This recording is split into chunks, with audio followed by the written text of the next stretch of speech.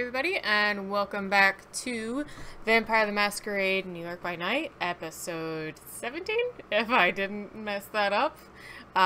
Thanks for everybody who has been following and everyone who's checked us out this evening. We're gonna get back to, we took 1 week off just to get some things reincorporated, and back at it now. So, let's do a little bit of an intro. We are missing a player or two at the moment, but let's just hear from a couple people real quick. So, how about Zabani's Angel? Tell us a little bit about yourself. We already know you very well, but what's up? What's on your mind this evening? Yeah, I mean, we were about to get an apartment together. Me and Kim got a whole mess of personal problems we just dealt with. And I'm currently just working at my shop right now. Like, some other people may have some lines of questioning, but whatever. Very good. And next we'll have Modi Answers as Nate Ward. What's up what's in your mind? A lot, to put it shortly. However, we have just recovered the Zamisi, Daniel, who we have returned to Claudia, or not returned, but delivered to Claudia, so she's going to deal with that, and have finally, for the second time in my life, actually divulged my past to anyone, Ike, Angel, and Kim, and we had a massive conversation about the war and the various things that have transpired in our lives, our various lives, and had an interesting conversation with Ike that he's still processing. And we'll see how it goes.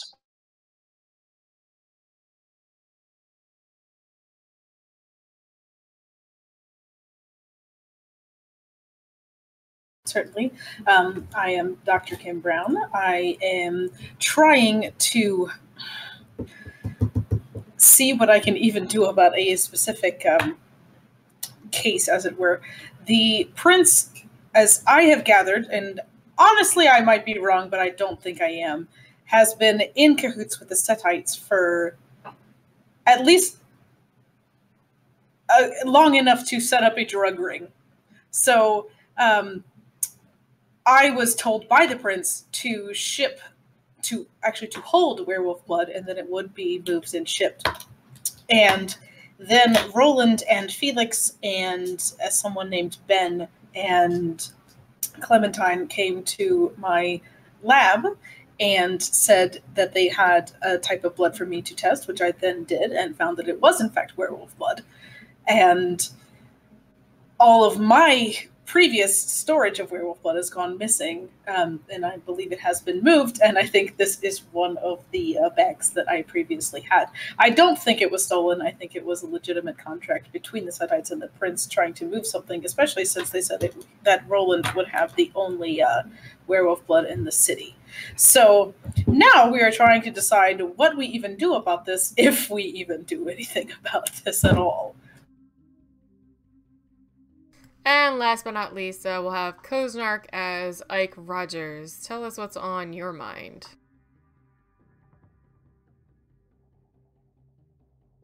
Hi, I'm Ike.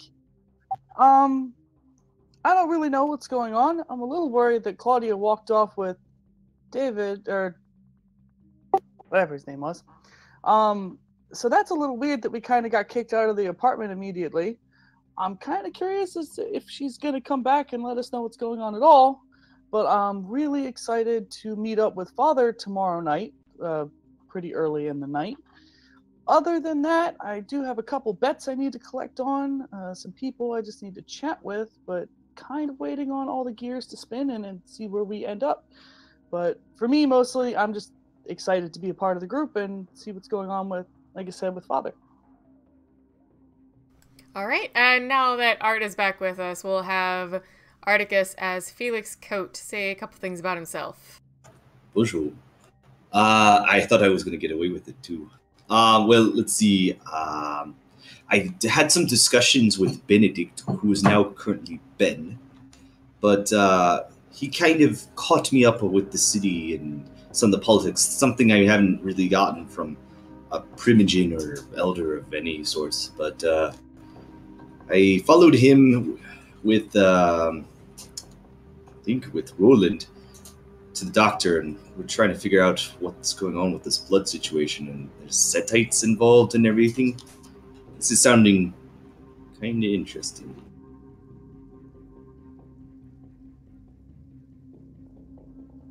All right, that sounds good. I think because Chard is actually with everybody at the morgue, and he should hopefully join us in about another 20-30 minutes, let's start out at Claudia's apartment, where Nate and Ike were asked to essentially go out into the hallway and give Claudia a moment alone with Daniel.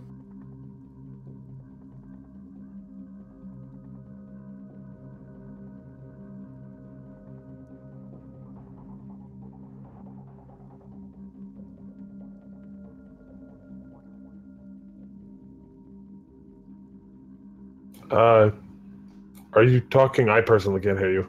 You can't hear me? Oh, now I can. I saw your mouth moving. Okay. She was talking to me. Yeah, no, I was saying Nate and Ike, to start the evening, unless you guys didn't hear me. Oh, I heard you. We're standing outside of a door waiting on Claudia. Okay. I don't know that I would... It hasn't been, like, how long has it been? Has it been, like, 5 minutes, 10 minutes, 50 minutes? What are we talking here? She didn't give you a time. She just said go out in the hallway. I know, but, like, are we just picking up the second we close the door? That's, kind of where we ended. Okay, I don't know. You usually give more context, that's all. So, Nate, do you think we should wait around or go do something? So what time of night is it? It should be relatively early because we pretty much got up, had a couple-hour conversation, and left. So it should be like midnight. Oh yeah, we did. That's right. Yep. Well, there's absolutely no telling how long she'll be in there with Daniel. It's not like we need to be around for any specific reason. Has she ever done this before? Done what? I did. You too. Even when I was there, she wasn't this secretive. It just seemed a little weird. Just kind of like taking him and walking off. Like, get out. What the fuck could she possibly be doing in there? I was hoping you might know, Nate. Asking him questions, trying to get him to open up, revealing things she doesn't want to reveal.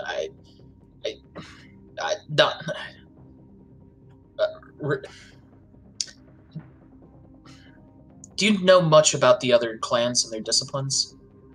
Yeah, I know about almost all of them. And then you should understand the brouhaha and the way presence works. Yeah, it's just weird that she kicked us out of the room and told us to get out. She's never done that before. Presence is not dominate. It's an aura. You physically... She's trying to get him to open up, and if we were in the room, we'd be caught under the same exact spells that she was... or effects of presence that she was using to get him to open up, and this is a way of separating us so that we're not caught up in the chaos that's about to unfold. I guess. Well, do you want to go grab a beer? Sure. Where are we going to get a beer? I could actually use a ride back to the warehouse where we found him yesterday, so maybe we could check in on that and see what... I've got a couple things I need to collect if you want to come along with me. And there's beer at this warehouse. I've seen beer bottles on the floor. 1 second.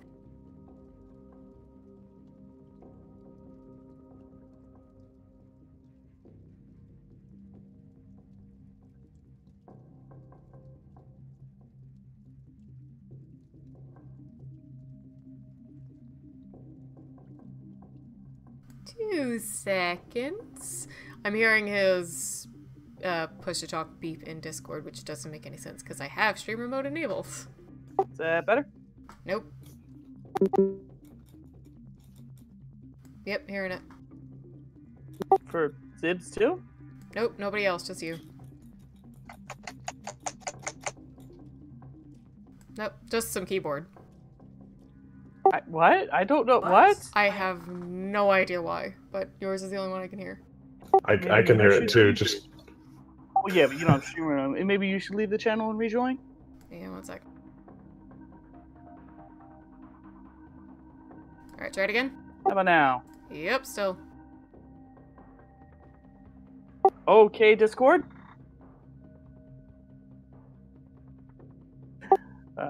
Anyway.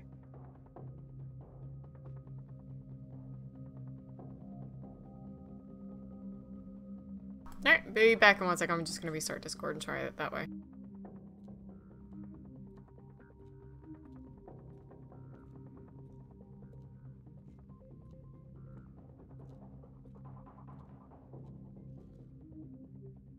Yeah, that's all on our end because we don't. Yeah, we don't have streamer mode enabled. Nope, still hearing you. huh.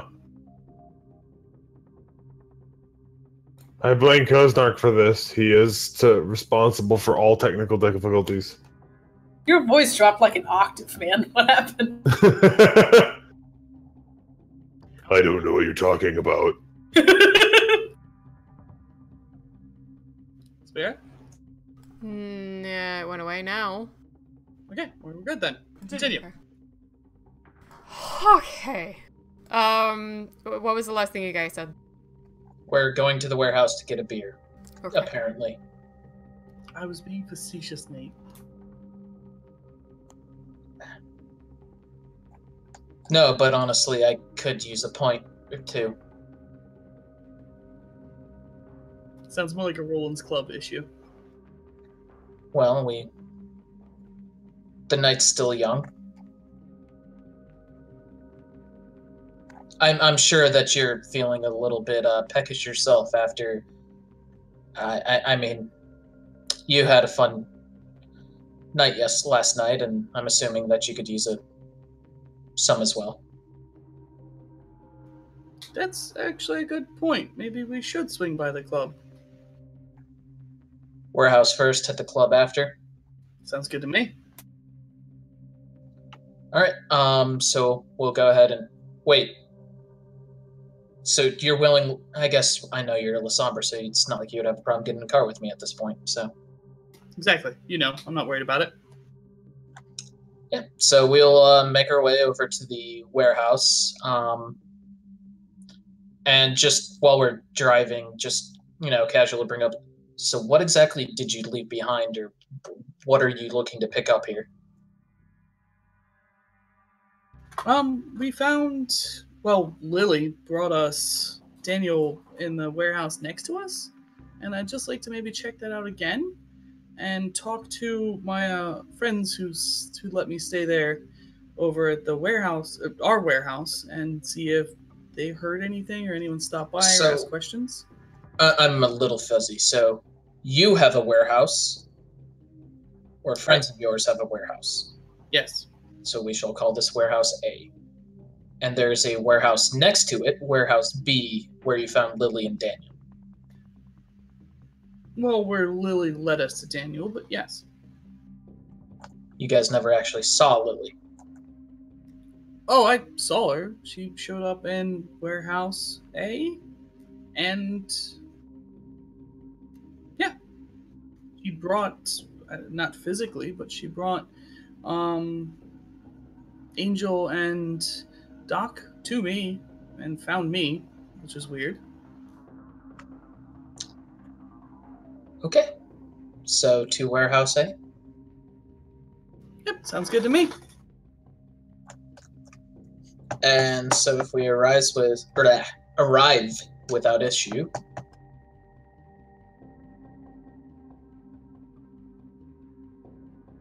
Yes. She's making a face, Costark. Is that good or bad? I don't know what she's doing over there. Now I realized my camera is swapped, so my shirt's backwards, and I thought about swapping it, but it looked really weird because my camera's always like this, so I figured I don't care. Continue! Yeah, you guys arrive at the warehouse without any trouble. Is there a gang fight going on? Is the warehouse on fire? What's going on? It actually looks like no one's there just yet. You know that the Lasombros, Nicholas, Dino, and Vince did have a race tonight, and since it's still only about 12 o'clock, you can figure that they probably might not be back for another hour or so.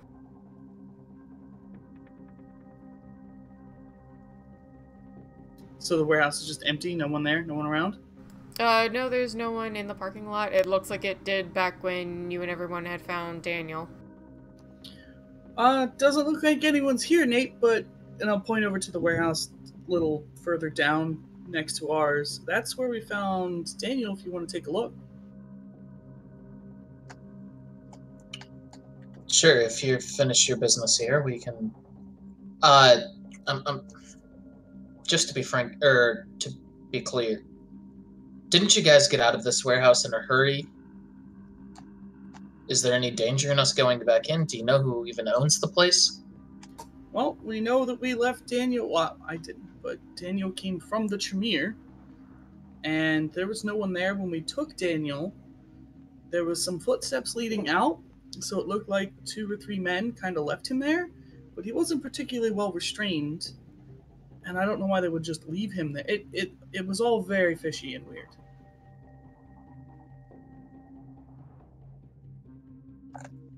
Sure, It could just be one of Lily's games. I don't know. an elder Malkavian with a few screws loose and the Tremere involved. I mean, it's going to be simple, right? Can't see why it would be complicated. So yeah, go ahead and we'll walk over towards Warehouse B, and just, you know, he'll kind of motion towards, see, this is what I hate about switching, is I don't have the cheat sheet of names, Ike, to, you know, be quiet as we approach the place and just kind of walk around the perimeter, not trying to be too overly suspicious, and just kind of see, is there a lot of activity inside the warehouse, any lights, sort of anything we should be alarmed about? No, near the warehouse that he's pointing you to seems pretty quiet and left alone. You do hear people a little further away down the dock. People either, you know, tying up boats or other people working in another warehouse, but this one does seem pretty quiet. Is there an entrance you used last time? Door you left unlocked? I'll just point at the door we went through, like the side door, probably. So yeah, Nate will make his way over to it. Wait a second. If he doesn't hear anything, he'll put his ear up against the door. If he doesn't hear anything, he'll try the handle and go in. Yep, still sounds quiet. Doesn't seem like there's anybody inside. If you go ahead and open the door, it will be very dark inside, but you can, if you felt around, like against the wall, there's a set of switches, so there's like a different few sets of light.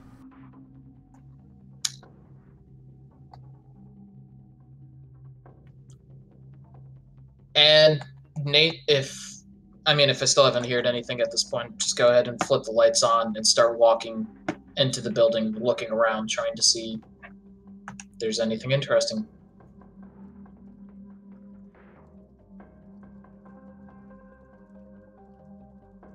Hey, could you show him where you found him, or... Because otherwise it's just gonna look like a big old warehouse. Wait, did you say it was midnight already? I thought it was early. No, it's close to midnight. You guys did do a bit earlier in the evening. Okay, Ike will kind of walk over and like point over to where we found him on the floor and keep an eye out, and I'll check my phone for the time, and Nate might notice that I'm a little nervous about the time, the clock.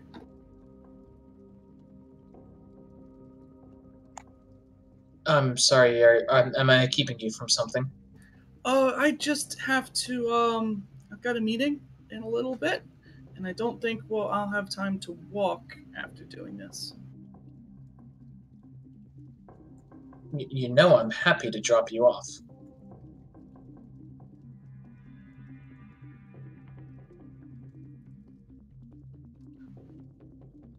I mean, I've driven you this far. It'd be rude to just not continue the courtesy.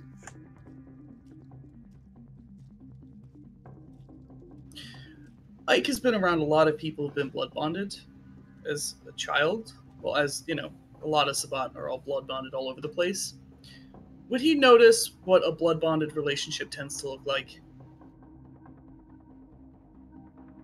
He's never heard Nate lie to Claudia. They're clearly very close. Sure, you would definitely recognize the fact that, kindred are typically a little distant to each other, but it is his sire. I feel like it'd be hard to tell in his circumstance. He could actually care about Claudia. It is his sire. He hasn't been a kindred that long. That's much more complicated than meeting someone and then like having like puppy dog eyes over someone new. And objectively, she's kind of awesome. So I mean, Ike would agree with you. Just to keep me from above the table gaming, would Ike is suspicious, but I don't know, since he's been with them for so long, if he would still be suspicious about their relationship, or at least Nate's ability to not tell her everything. Because he's heard him tell her everything so far. It's still... Nate's always been forward with you as well. Sure, okay. Nate? yeah.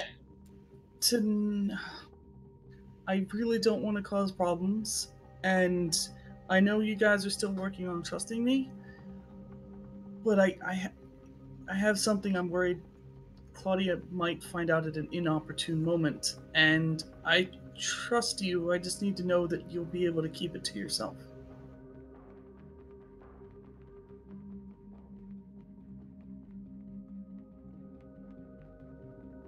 And control yourself.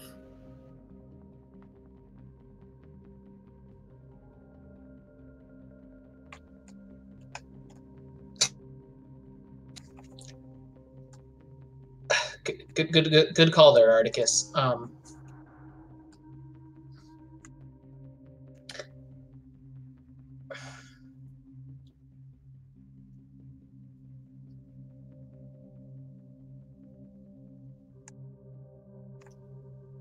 If I ask you to tell me, will you tell me what it is?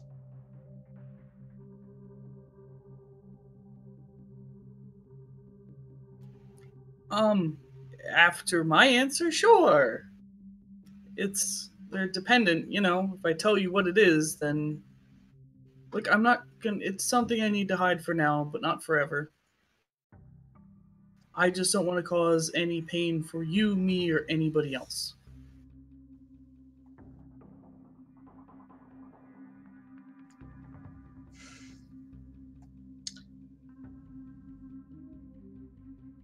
I mean, I trust Claudia, you know that, and I was upfront with her, and I will be. Just keep it to yourself. I'll drop you off wherever you need me to drop you off, and I won't ask questions. Okay. I didn't want to have you drop me off and sort of force you away. I'm really not trying to hide. I would let you in, but trust me, okay? It's nothing too bad. I know that sounds bad. I've already told you more than enough to potentially completely fuck me over that... Please, you could just tell people what I am and you know I'll be killed anyway. Mutually assured destruction? Makes for great friendships. And I'll basically tell them the name of the park, and I'll look around. Do we see anything at all here that's any different?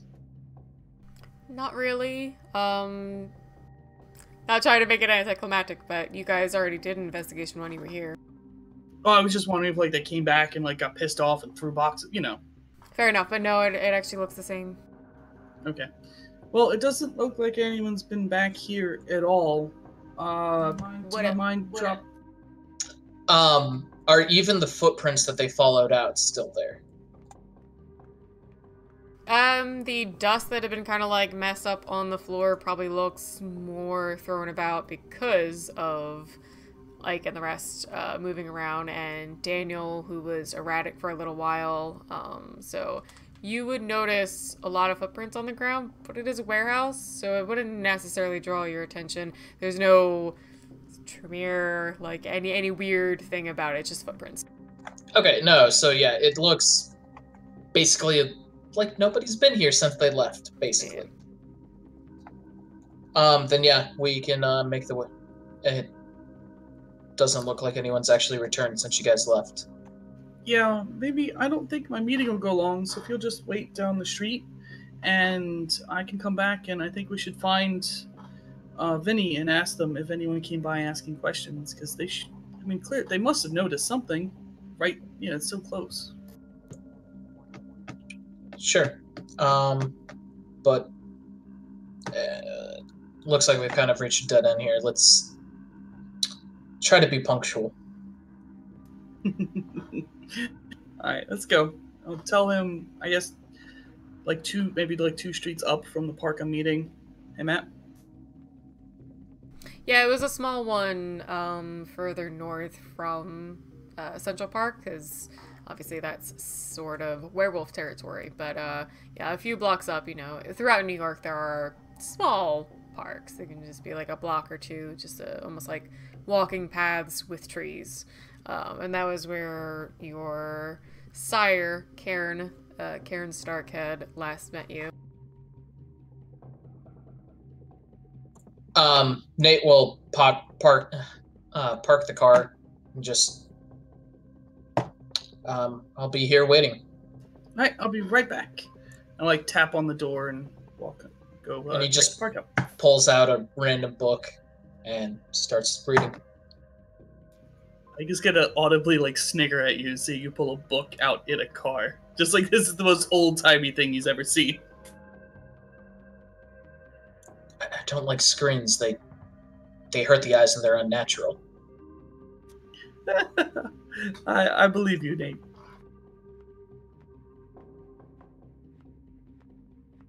Alright, so Ike goes heading up into the park. That's the plan.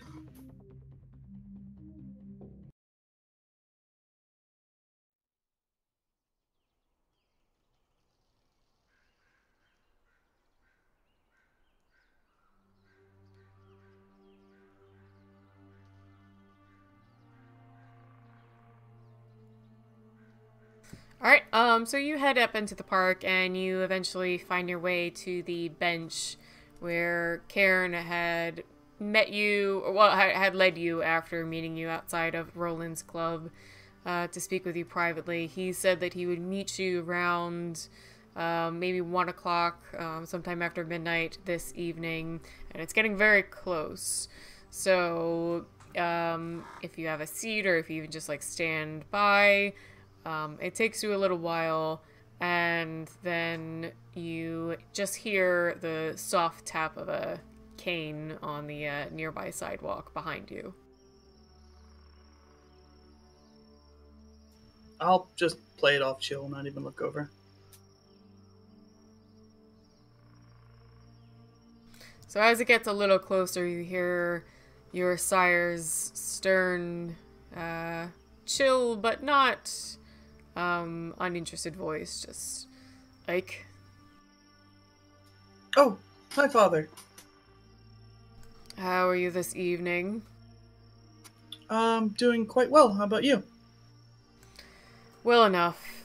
And he continues walking closer until he reaches the bench that was nearby where you'd last met and sits himself down. He gives a slight nod with his head for you to sit next to him. I will take a seat next to Father.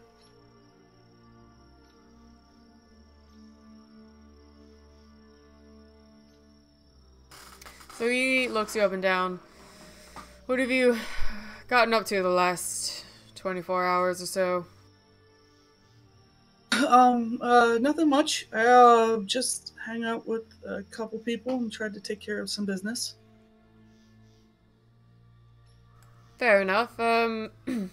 He clears his throat, sort of taps his cane gently on the ground, and nods to himself for a moment.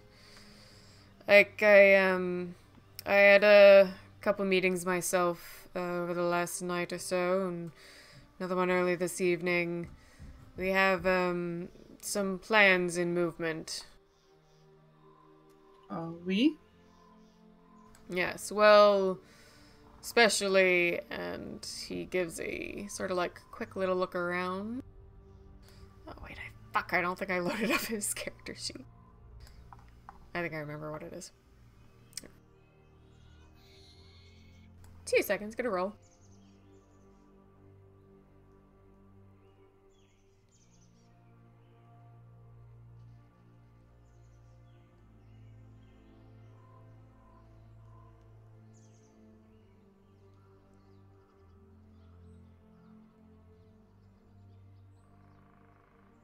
Damn it. Did that wrong.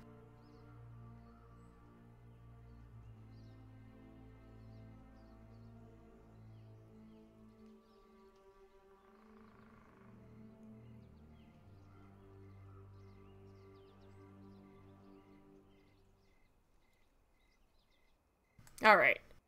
So he takes a look around him in the park and seems to listen quietly for a moment, but then turns his attention back to you and says, "Yes, I met with, Polonia, who you know was the ex-Archbishop of New York. He's moved out of town, of course, keeping himself quiet, and I met with a couple other associates. They, of course, have been planning some movements toward New York. I'm sure you could assume as much."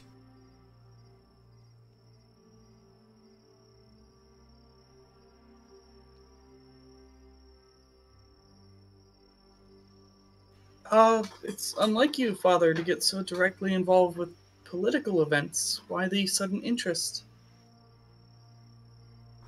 It's not as though I'm particularly interested in taking back this city for the Sabbat or helping any of these gentlemen directly. It is that they have some things that would be of interest to our community. You, myself, and the other mystics.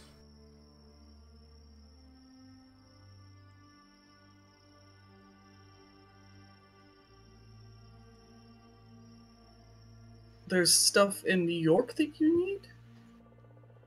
Not specifically the city. Things that they can afford us otherwise that would be useful. Why?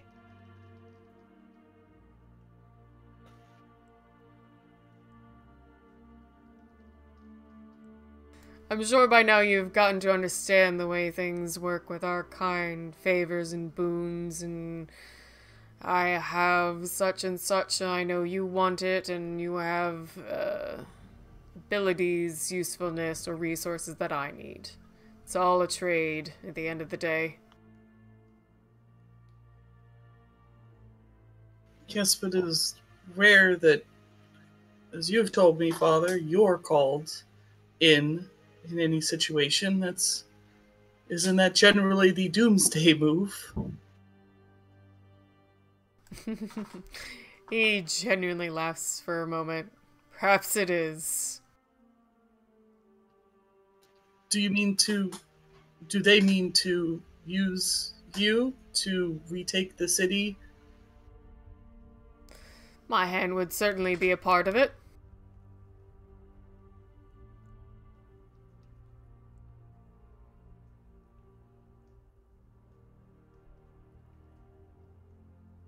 But at the end of it, of course, you and myself would distance ourselves. We would move away from here with our gotten prize and not worry anymore about their politics.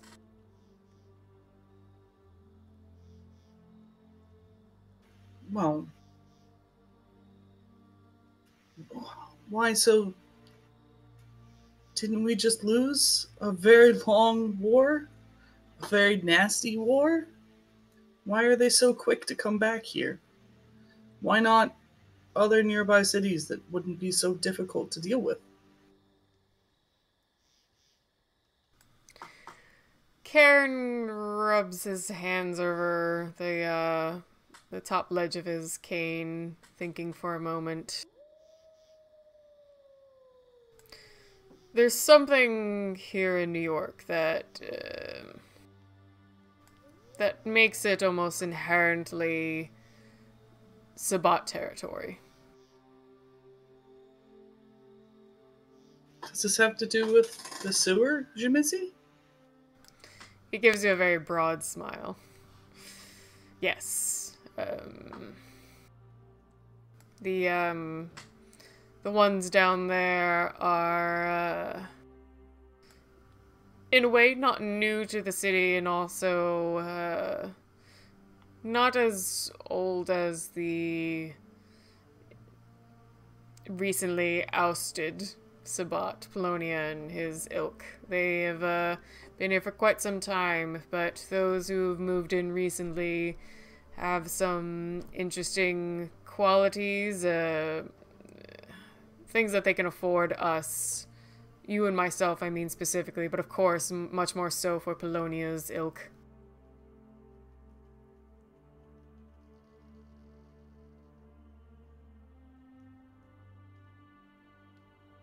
So that's what's brought you here then?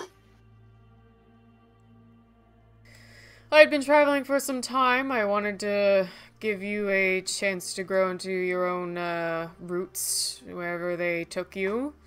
And, but yes, no, I wanted to speak with Polonia for other reasons, but when I met with him, he had more or less on bended knee begged me to help him take back the city. I'm sure you quite enjoyed that, Father. I can't say I didn't. And, of course, as I mentioned, I had a couple of the colleagues who I've had dealings with in the past. I would like to keep our blood... I would like to keep good blood between us. And they also asked for assistance with plenty enough return as offer.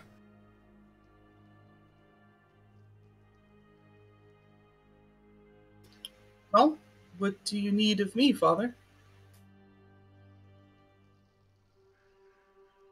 Well, as I've heard since we last spoke, and as far as I can perceive, just speaking with you and seeing what you've done recently, trust me, you were not out of sight. I see that you've gotten close a bit with some of the kindred of the city, some involved with the Camarilla. You've, especially one woman in particular. Claudia? Yes. So, of course, it's always good to have someone on the inside. You understand that?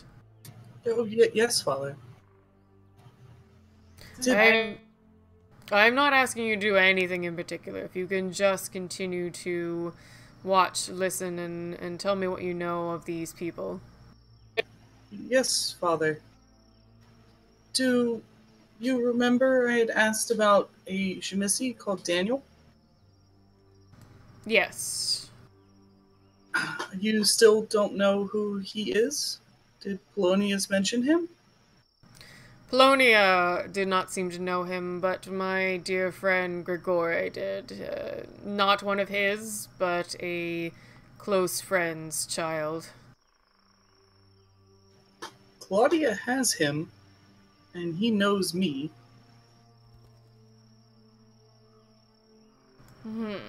Yes, but does he know that you know me?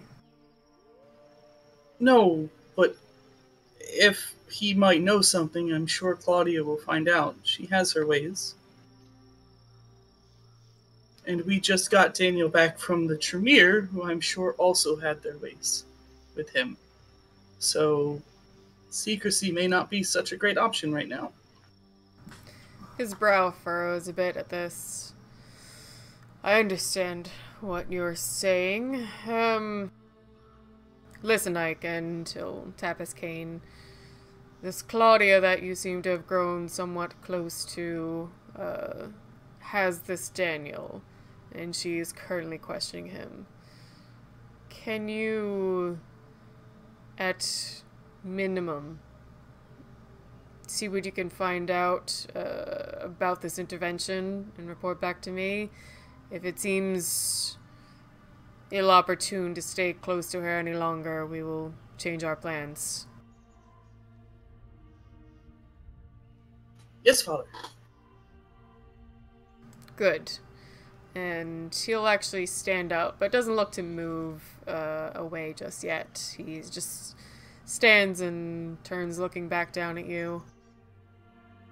Do you think you might be able to get any information this evening?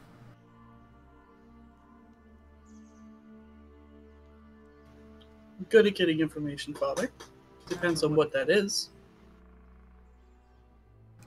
See what turns of this meeting between Claudia and Daniel. Yes, Father. I will warn you about Daniel. He had been very harshly groomed. He was given many tasks, but not so lightly punished in cases he was unsuccessful. So it is my belief, as well as those I have spoken to, save for perhaps his family, that his mind might be quite broken at this point. Whatever he says could be taken one way or the other, truth or falsity. Not even a lie is meant, but perhaps he doesn't know the world around him any longer. Of course, Father. I will take that to note. One last thing. Yes? About my studies. Yes, of course. And he'll take out a little, pad and paper, like he did last time. He prefers to write on things than, either text or anything else. And takes out a nice pen and starts scribbling down an address and rips that off, folds it, and hands it to you in a little folded piece. This is where I'm staying. Please meet me before sunrise. You can stay the evening, and I can introduce you to some new, the next part of your studies, that is. Thank you, Father, and we'll see you there later tonight. Of course. And he begins slowly walking off. I will walk back towards Nate's car. And I will get back in the car and just look over at Nate.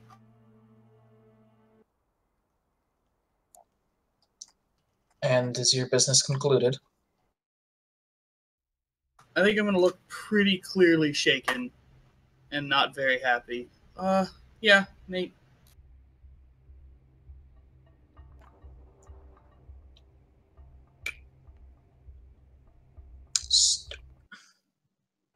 Should I even ask what happened? Give me a little bit to figure it out in my head, I think. Of course. In that light, are you still up for hitting the club? Oh, yes, please. I really could use that.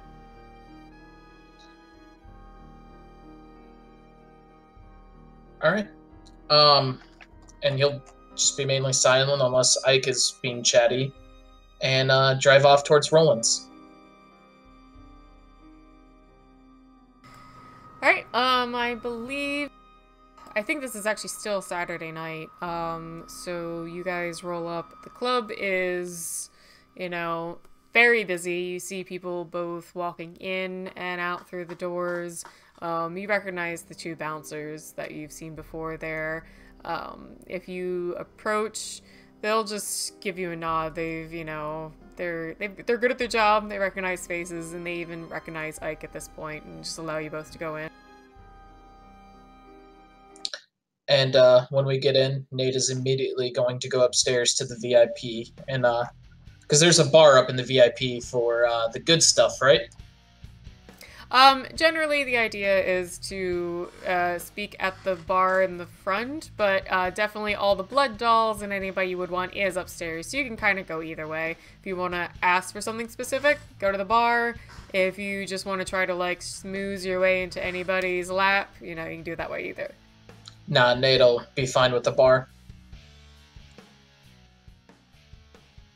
Alright, so you walk up to the second floor of... You walk up to the second floor of the club, and you see Lucille, the Malkavian. I don't know if either of you, even in-game, would remember her very well, but she is... and I'll get her picture up.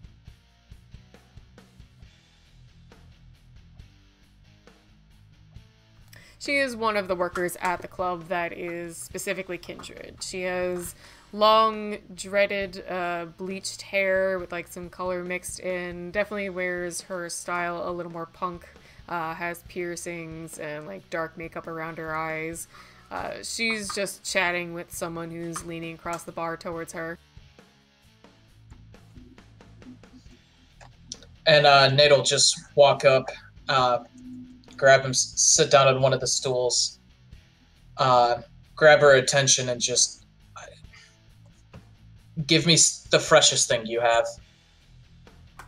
So after you get her attention, she sidles closer to you and just starts laughing and nods around the room. You can see behind you, or you would have seen as you even walked through, the small mix of women and men, some more obviously inebriated on one thing or another. And she just kind of giggles again towards you. Yeah, looking for any sort of poison in particular? You want it fresh without anything? I'll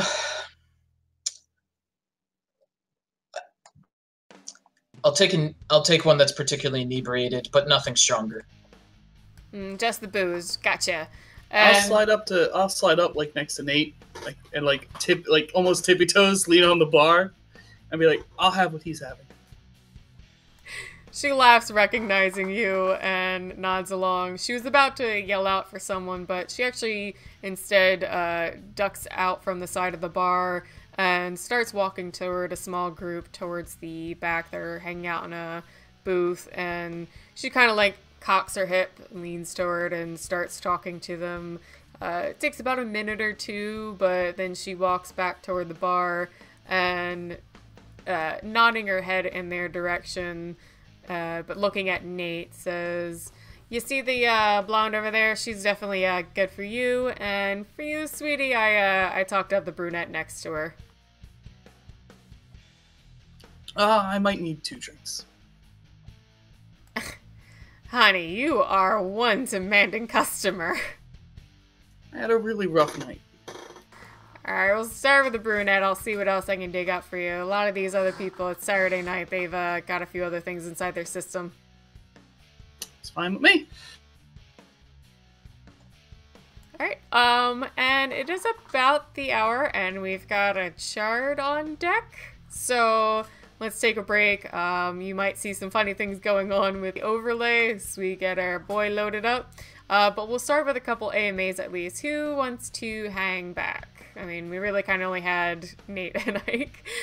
So we'll start with Koznark as Ike, first off. Everybody who has questions for Koznark as a player, go ahead and ask him. If you have questions for Ike as a player character, ask him as well. And we will be getting Shard in here soon, I believe. Yep, if you want me. Yep. I want you, Char. Shut up, Zabari. Oh, I know. Join the meeting? Hey guys, I'm Mike, AMA, ask me anything.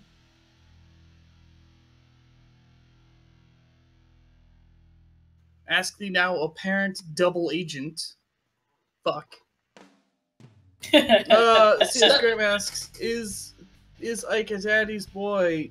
No, he just doesn't want to be mercilessly beaten. So yeah, I wouldn't say he's a daddy's boy. I mean, he's definitely gained father's relentless sort of drive for power. I'd say is the way to go, and father's a great way to get power. Articus asks, so what is father to Ike?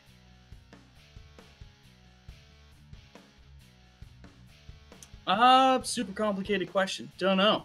Ike's not sure. Some days he's a father figure, other days he's someone who needs to be murdered, and other days he's a step that Ike wants to step over in order to get even more power. So, a little all over the place for that one. But in general, putting out of mind, considering how long it was ago, what he did to get Ike to where he is, he respects father and follows him and trusts him. Zbani asks, who are you going to side with? Oh, fuck. Well, yeah, we'll have to think about that one. I mean, obviously, I don't really want to side with the Spot. That makes this game a little weird. I don't think Ike wants to side with the Spot. I think Ike's more perplexed as what the fuck father wants here. Because that's super weird. Literally, that's like calling in the artillery. Like, fuck it, just shell the entire city to bits. So he's like, what is here? So maybe if I can figure out what it is father wants, get it, give it to him, and fuck all the other people over in the process. That might work, maybe. I don't know. We'll have to finagle this.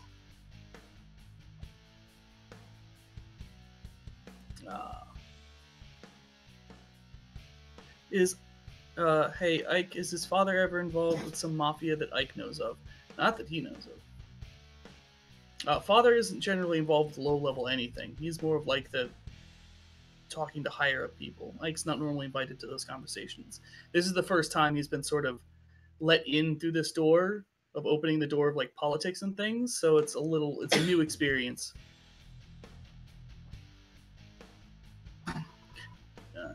CS Graham asks, what does power mean to Ike? What does he want to do with it? Power is not having to hide for Ike. It's not having to hide about what he is, who he is, where he is, or what he wants. And really, his ultimate goal is obviously he's obsessed with Obtenebration and the Abyss, and he wants to learn everything there is to know about it and become a powerful Abyss Mystic. And after that, just kind of focus on it. But other than that, just not having to worry, hide, or run from people, not having to bend a knee to anybody.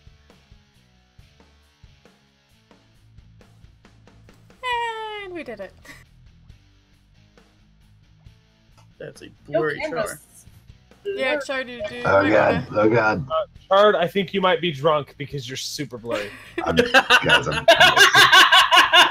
This is not amazing, you guys. It's not for There you go. You look good. is it good? So hot Yes. right now. Yeah, that's better. Alright, So hot right and unless there's any more questions for Kozark, we'll go over to Modi Anzus as Nate Ward, ask him questions about himself as a player or as a character. Yep, so go ahead and ask me anything. Kosnark, so for the moment, yes, I still love you because I purposely did not pay attention to a single word Father said to you. So I have no idea what everyone's talking about. So we'll see.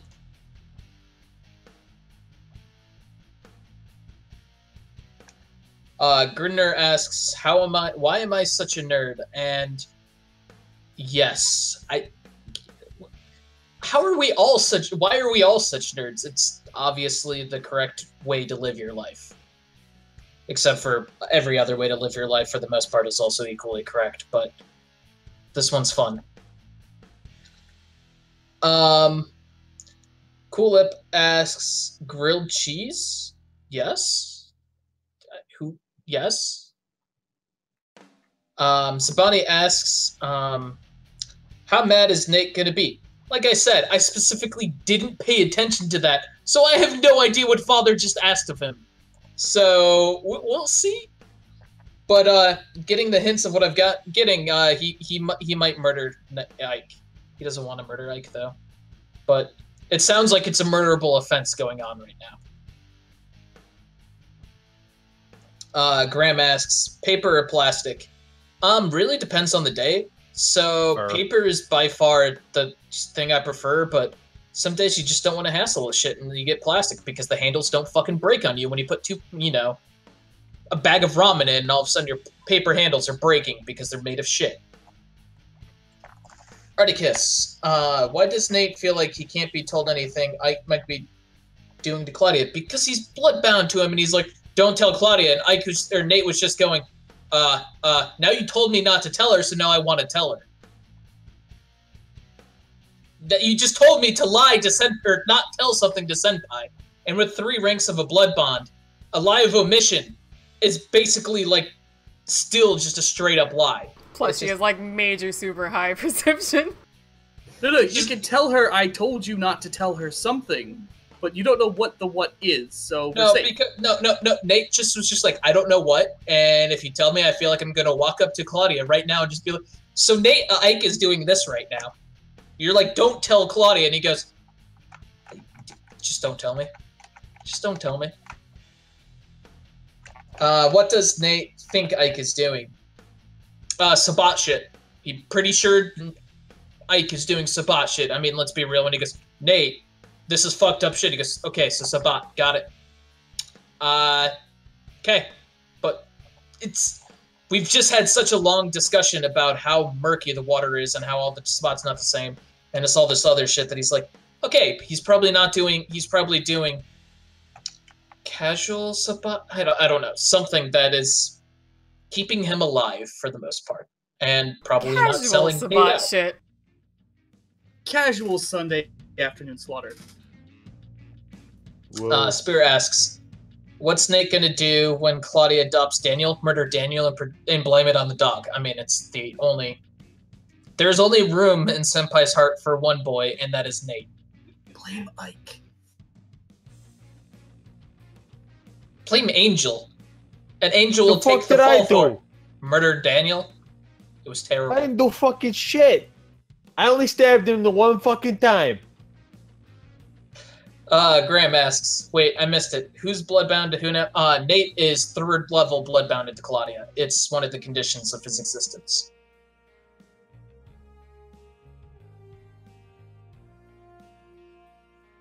Sean has a question. Yeah. Why does Nate look at his sire like a sister more than a partner or a mother? So, the whole thing with a blood bond is there's no specific... you have to love them, but it doesn't have to be motherly love, or it doesn't have to be romantic love. It's just he has to be devoted to them. And because of Nate's past, I'm not sure how much you've exactly caught, whether you caught last session or not, but Nate is a former Zamisi revenant who grew up with this really weird, sick, twisted family relationship and he was a former blood doll and just has very weird outlooks on romance and parents, and those have very negative connotations to him. He can't open up in any of those ways. That the only real pure relationship left to him would be that between siblings, like a sister, because he actually did have a sister that he actually very valued who wasn't a piece of shit. So when he formed this bond with Claudia, in his eyes, he wouldn't attach a motherly personality or romantic. He went to the thing that made sense to him, which was sister. And no, it is fucking not a Lannister sister. No. Just to add a bit to the conversation, so almost always, not almost always, the very standard, typical, generic version of a blood bond is that it is love, especially if it's done in a good situation. So Claudia cared about Nate, or at least grew to. Initially, it was more of a like kind of, I made you, but like I have to keep some control over you, because she didn't know him that well. And then it can grow to an actual like caring, loving like relationship, feel like love, which vampires in a way can't feel, at least in the same way they used to as humans. So it replaces this like feeling of love and companionship and closeness. But there is actually canon precedent that they say it can actually even be hate, but it is still such a strong connection, you can't break it. So if you've ever enjoyed hating something, it can be that way. It's a very fun concept to take the blood bond and turn it on its head, where everyone always says like it's a loving bond or it's a very close bond, and it can actually be like, I hate you so much, but I can't get away from it, and I love hating you. Maybe even a like Arya Stark and the Hound kind of situation.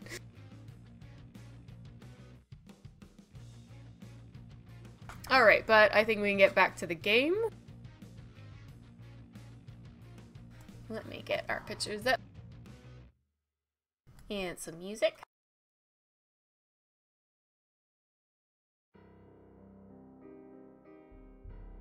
Alright, for a moment real quick to keep on a good timeline, because the next group will probably take a little while. Angel, you are back at your shop.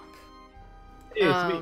Yes, and what was your next move of interest? What was your next thing you wanted to look into? I mean, I honestly think that I've looked into everything that I know to look into. Like, Kim is looking into some other stuff, but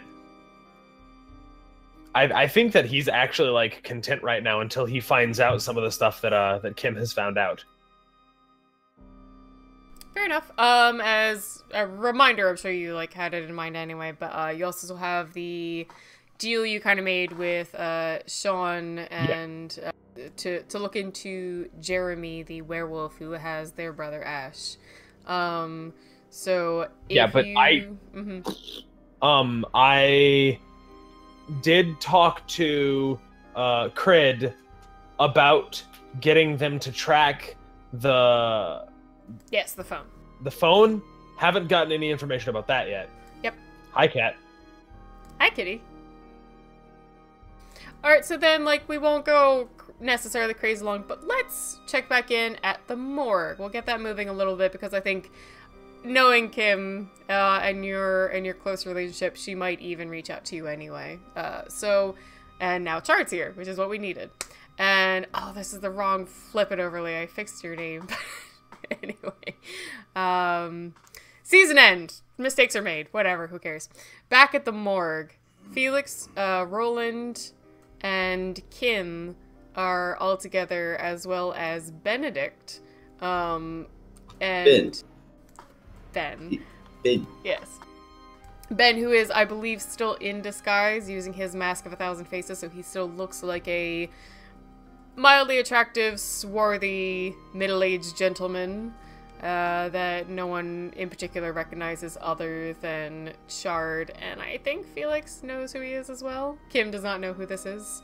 But Kim had felt this revelation when Roland had discussed that Dominic the Setite had reached out to him about selling some werewolf blood. She thought there was a connection she would make with the product she had at the morgue, and just discovered it is no longer there. So, unless I'm missing something else, I think that's about where we can pick up. Mm-hmm. Yes, that sounds accurate. So, as far as I can put together, Regina and the Setites have a thing going on. Mm-hmm. Just to probably cover my own ass, I'm going to probably call Regina in a minute after letting everyone else know. You're going to call her and say you know she has a set type? No, I'm going to call her and tell her that, oh no, all the blood has gone missing. Oh. So, wasn't it her plan to have the blood go missing? Like, didn't she tell you the blood was going to go missing? She would tell me it would be moved. I need to either confirm that it has been moved, or I need to give some inkling of recognition, or I'm actually not sure what will come back on me there, whether I respond or not, but I feel like if I don't respond, it will look very strange.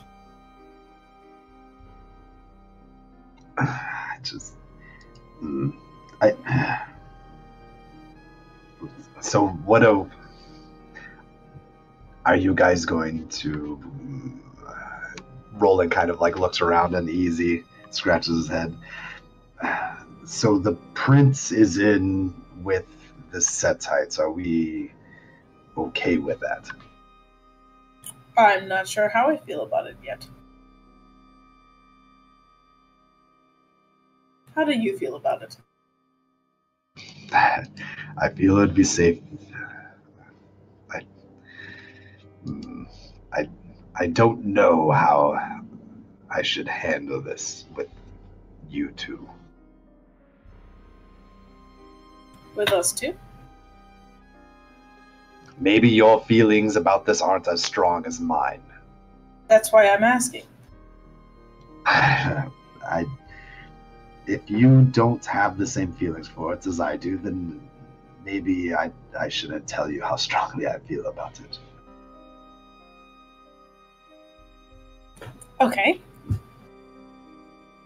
He'll look over at Felix, and you. Are you okay with just letting this go on? You mean the whole blood trade thing?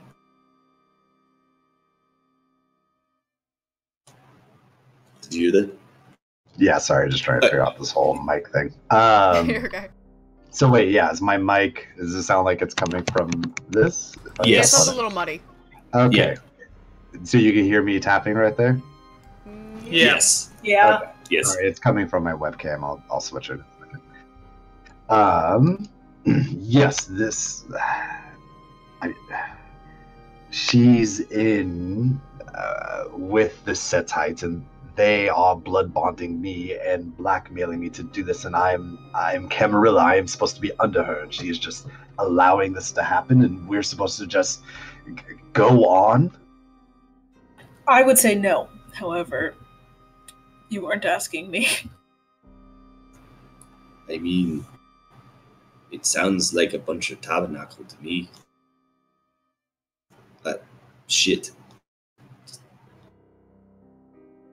I mean, I don't like the idea of people manipulating any people, really. I need more information. This is why I need to call her and at least see what her reaction is. Whatever front she puts up after this is going to be telltale. Host, so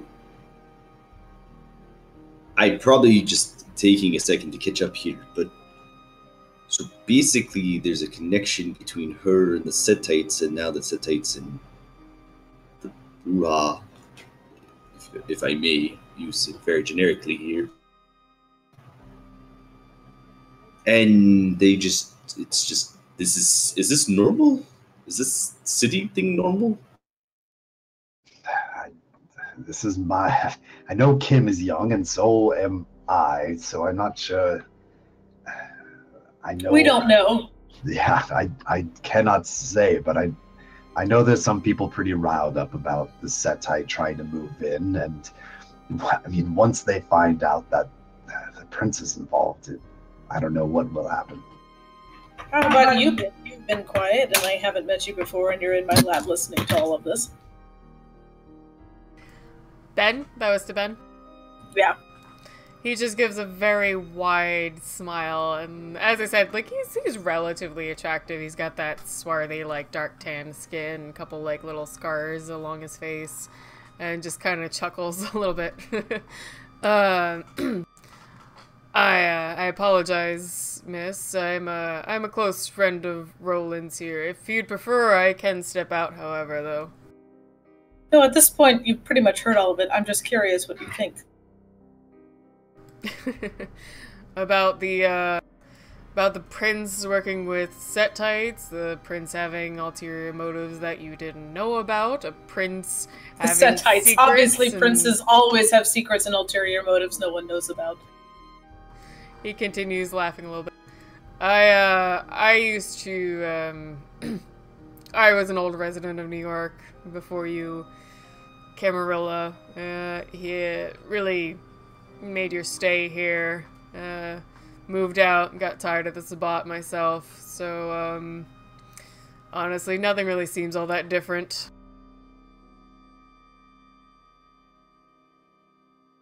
Huh. After a second look, he looks around a moment and says, "This place is mostly full of dead people, right? Not too many living people walk around here?" No, this is the morgue. Fair enough. And he'll drop his mask and you see a Nosferatu standing in front of you. Sorry for the trick, honey. Easier to walk around the city. Understood. It's fine. Appreciate the honesty. I'd say it's my middle name, but then again, I usually deal with tricks of the trade, so... By the way, he doesn't like the name Ben. Yeah, no, that's just for the disguise. Benedict, and he'll actually reach out his long-fingered, taloned hand towards you. I don't want to touch him. Doubly so. A little bit. He sees you... I kind of nod to him. He sees you nod and flinch a little and just puts both his hands in the pockets of his, his big jacket and just laughs a little more. Don't blame you. No, it's not... I don't like touching anyone. Just... never mind. It's a safe rule to keep to. Yeah. Thank you. So, that said, what do you think about all of this? Benedict's gonna roll his head around, eyes rolling up as he's thinking, obviously, and turns his head back to Roland. Yeah, this Dominic fuck, he wants you to sell this shit. Forcing me to sell it, yes. Got it. And he turns to Kim. You were told to keep it by the prince. I was told to keep it until it was moved. Well, you probably already made this connection, but the prince is working with the Setites. Either the Setites have something on her in a blackmail situation where they've forced her to use her resources to get this shit. Or the prince is got this shit one way or another and is offering it to the Setites for them to do something. It's gotta be one way or the other. And definitely from the numbers I've heard, this is pretty fucking wild, this number of this volume of werewolf blood. I've never heard anything like it. So, I'm gonna say my thoughts are leaning more to the Camarilla having the hand and asking the Setites to do something. Especially the Setites, knowing them, they're as addicted to their own shit as they are, as their patrons are. Not a single one of them doesn't have at least 5 vices under their belt. So, Prince gets a hold of a mass load of addictive werewolf blood. Sells it to them, they take a cut for themselves, or at least, sell it to the kindred to keep them all coming back for other shit. Gets their money rolling, this or that. I can't imagine exactly what the prince is asking the Setites to do for them, for this bounty, or how they have this volume. But at the end of the day, my bet is it's all the prince's work. But why would they even give it to her here in a cooler? To Kim? Because it's falls under the jurisdiction of I have work in a hospital in the morgue that no one goes to and no one would even look twice at blood bags being in. Yes, but why give it to you if they're handing it off to the Setites? Why even make the risk here that someone would discover it, especially scientists, doctors? Benedict starts laughing and just goes, Never worked in the drug trade, my friend, have ya? doesn't just go directly somewhere. You gotta store it for a bit, make all the, arrangements you need, make sure you know where it's gonna be going, especially a perishable. Also, if you need a fall man, there's unfortunately Kim with your younger age and lower status in the community, you would probably do quite well. Exactly. Yes, I gathered that much. So who took it away then? Because you discovered it and you figured it out. So I guess it's too risky to keep it here now? It isn't here, and I don't know. I didn't move it. That's not what I mean. But They don't need to. Either way, the Setite got it. They don't need her to hold on to it. The arrangements were made. It was, if the prince originally had it, it is now transferred into the hands of the Setite. Kim was just a middle ground for it. Benedict nods towards Roland and then kind of like shakes his head in the direction of Felix as, yeah, what he said. Listen, it's not about moving it because of risk out of the hospital. If it was kept safe here, no one knew about it other than the prince and Kim here, and perhaps a couple other people in the hospital who could be trusted. The point was it moved because it's about to be sent out and used. Distributed. But doesn't that technically put Kim at risk now because the prince hasn't contacted her, I assume? No. And she knows about it, and now suddenly Setites are going to be moving the same product around. Doesn't that put everything in a little bit of a complicated direction? Kim's job was going to be guarding it, not worrying about where it went after. But she knows. And now there's a connection of her knowing werewolf blood. Lupin blood, sorry, she'd say Lupin blood. And the Setites having Lupin blood that they're now distributing. That's a very interesting coincidence. Are you saying that I'm going to be set up? I either set up or you're going to get a call very soon to be very hush about it. I mean, you're a loose string.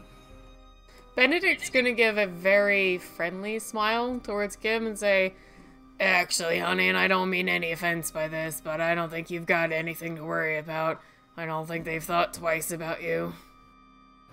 I'm used to that being an advantage. Take it, honestly.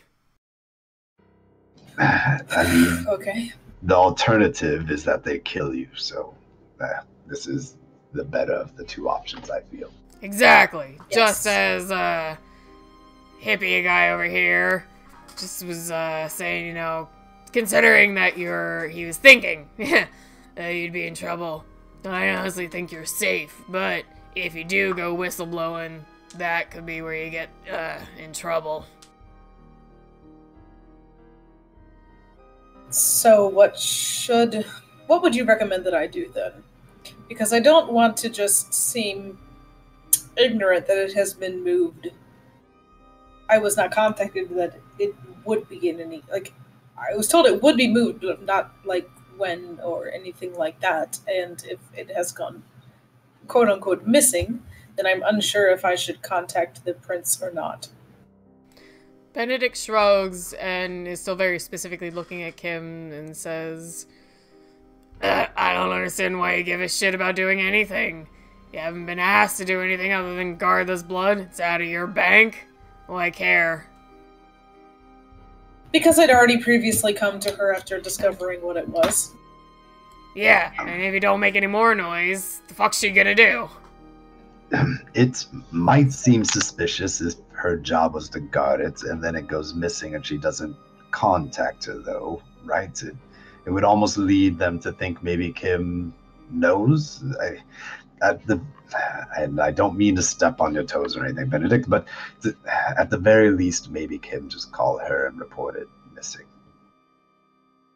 That's a good point. I thought you were all sure that the prince was working with a Setite and left with them on purpose, but if you're worried, all you can do is sound like a good little Camarilla kid by calling the prince and reporting in case.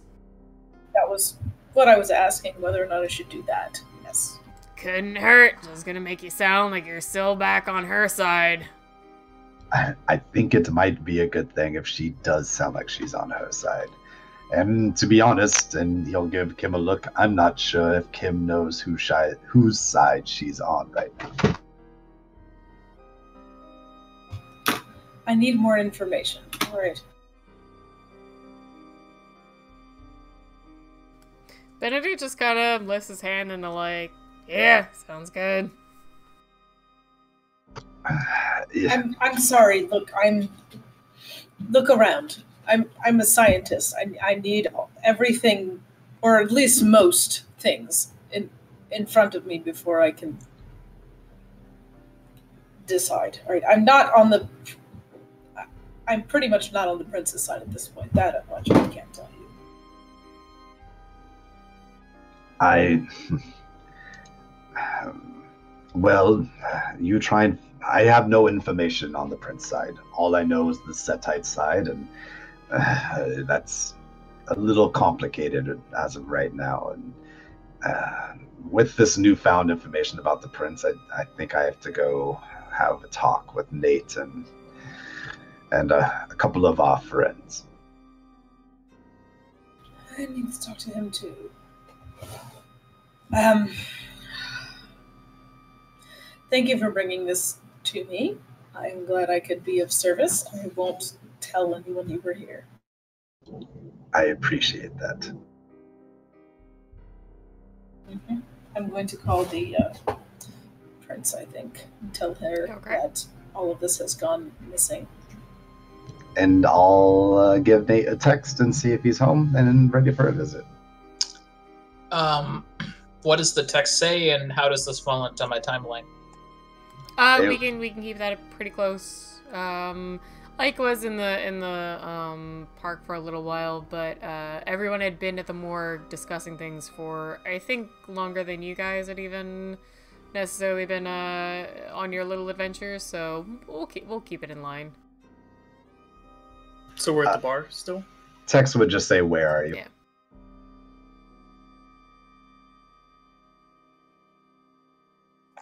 And the response is just a simple rebel's kiss. Response would be perfect. Stay there. And well, if there's nothing else on your mind, Kim, or any information I can give you, I think Clementine and Benedict and whoever else wants to come to Rebel's Kiss will be taking our leave. I'll go.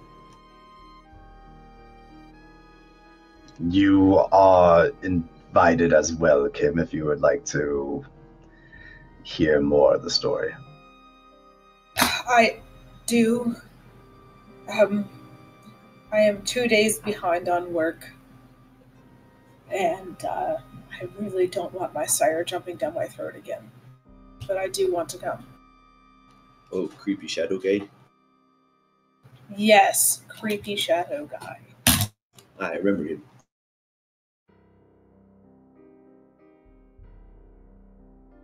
Roland turns and walks away. I thought he was a ghost at first. And he'll leave. Have a good evening.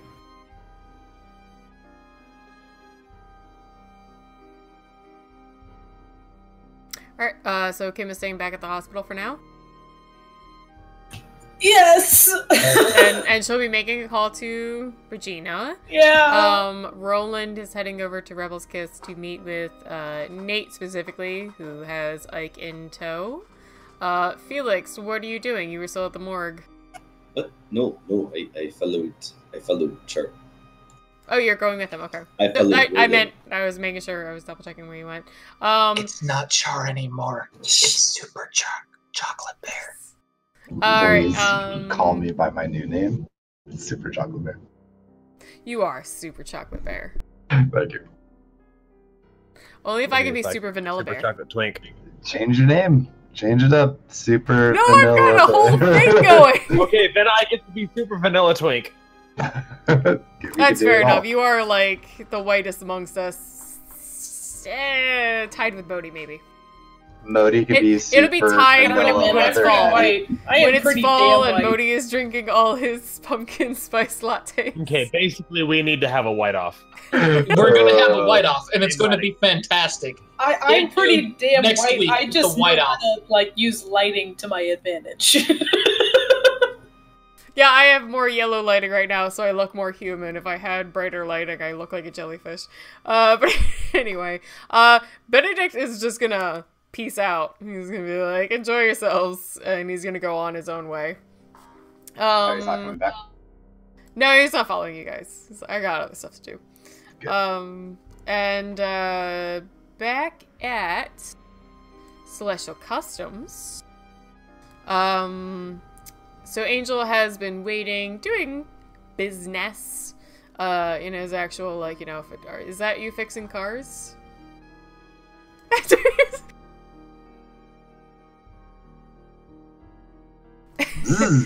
Yeah, alright, so Angel is, you know, actually doing some of his work at his company that he owns. Yes, some of us don't let 2 days of build-up happen. And I'm just after and after like a couple hours, you do get a text on your phone from Crid. At this point in your phone, I think you just have you could put like Crid in the name, but it's always so like blank number. And it will like just have like K at the end. Yep. And it will send you an address, which is in East Queens. Which, hold on, I can get the picture up 1 second.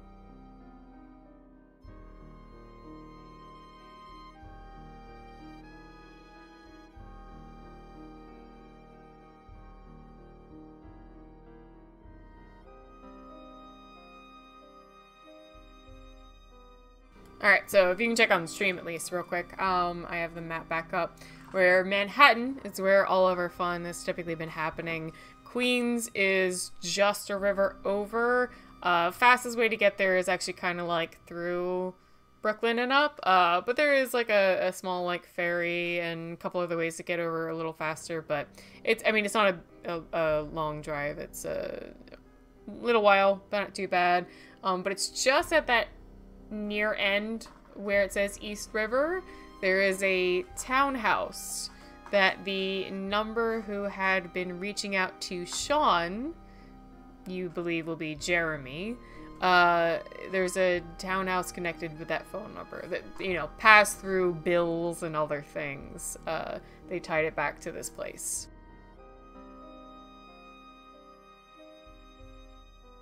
Oh god, I am so tempted to just go by myself, but that cannot end well. I love how impulsive Angel is. I should just no. Actually, you know what I think I might do? I think I might actually like start or like finish up whatever I'm working on right now, you know, kind of come to a stopping point and then start heading out and then like stop part of the way there and be like, maybe I should text somebody. I like it. I will text both, I will text both Kim and Felix different messages. Felix, I will text, so do you have that anti-werewolf magic thing you talked about? And I will text Kim, think I might have found out where Jeremy's at. And I'll probably sit in my car for a little while playing Candy Crush or something. It'll take at least, Felix, at least 5 minutes before the answer comes back. And it will simply say, no.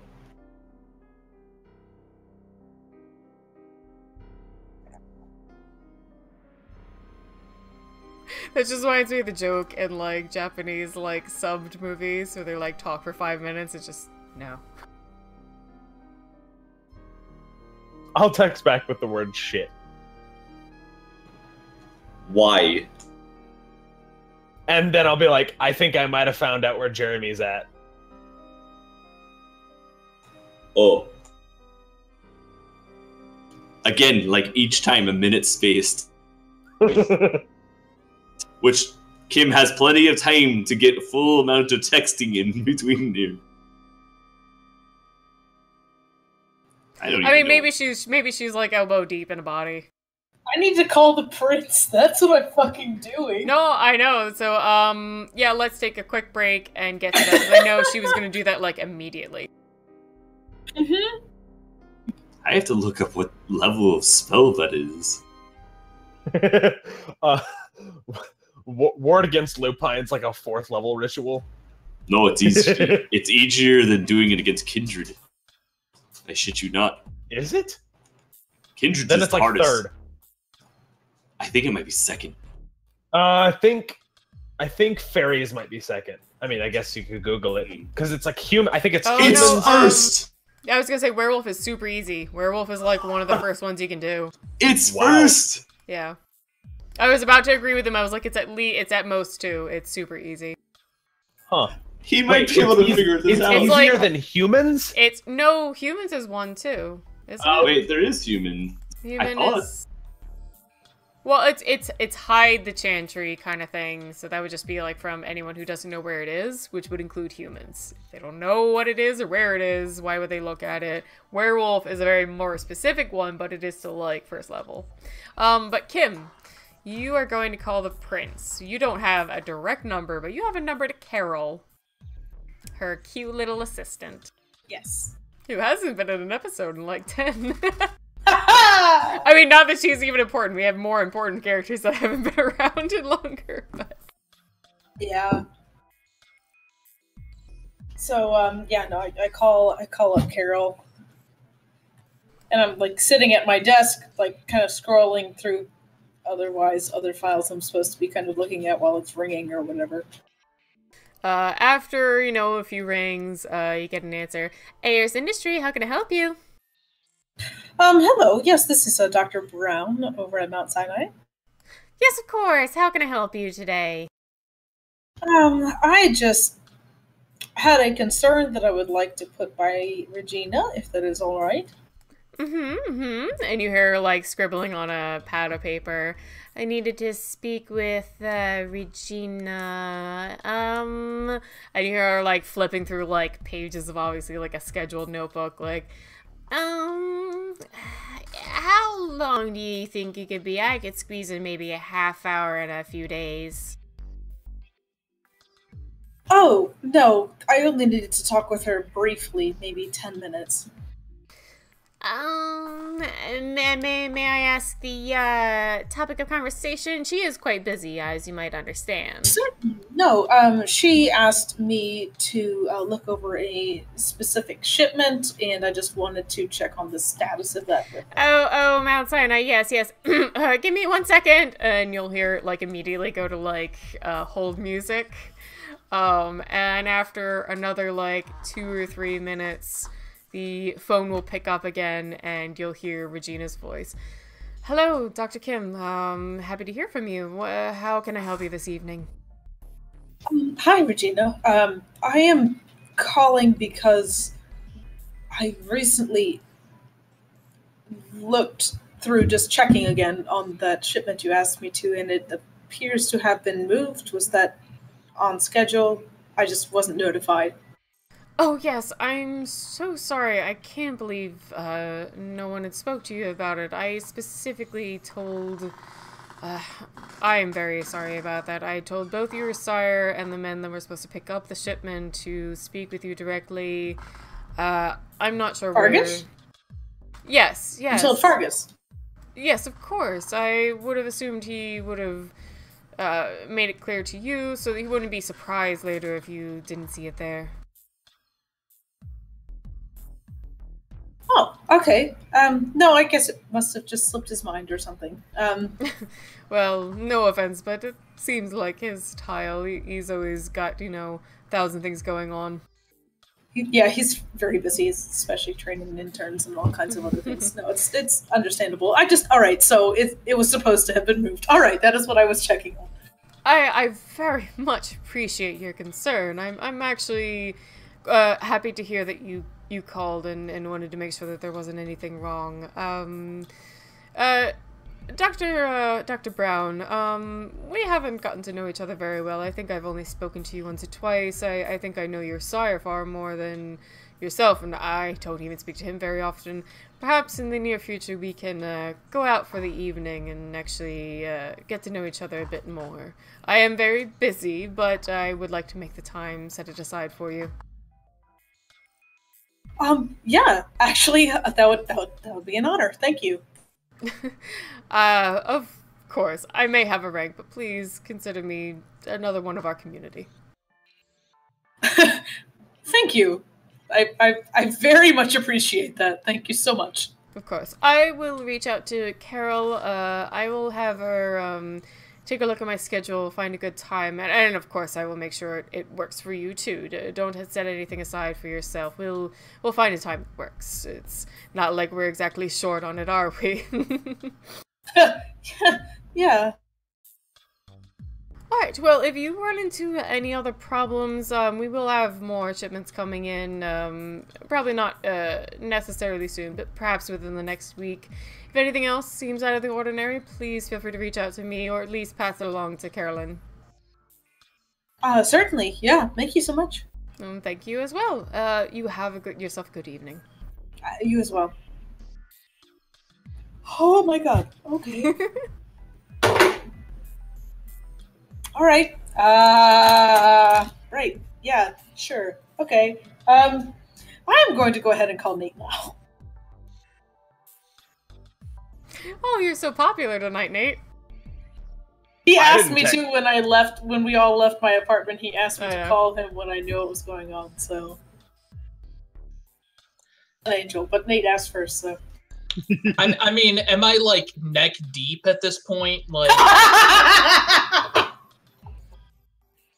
You tell me, I think time-wise, actually, you might have even, yeah, for Kim... Or have I finished up and I'm looking for a towel? I'm making sure I have the time right. I think, probably might have gotten the call while you were a little bit busy. So, afterwards, you know... setting yourself down, got a little bit of a buzz going on if you checked your phone, or felt it buzz earlier and were like, oh, I'll check it in a minute, you would see that Kim had tried to call. So open phone, see missed call, see text from Roland, respond to text to Roland, and return call to Kim. Yeah. Hi. Hi, yeah, so, I kind of have basically absolute definite proof of something, and just tell Roland that what we thought might have been a thing is a thing. To make sure that I have your words correct, I am to tell Roland the thing is a thing. I don't know how to say it over the phone entirely. I'm making sure I have these words correct. And Roland will understand that the thing is a thing per Kim means. Yes, Roland dropped by earlier. Just ask him to explain it to you, what our suspicions were. Just tell him they were confirmed. I can do that. Hopefully, I mean, apparently he's on his way to meet me, so... Ah, perfect. Well, excellent.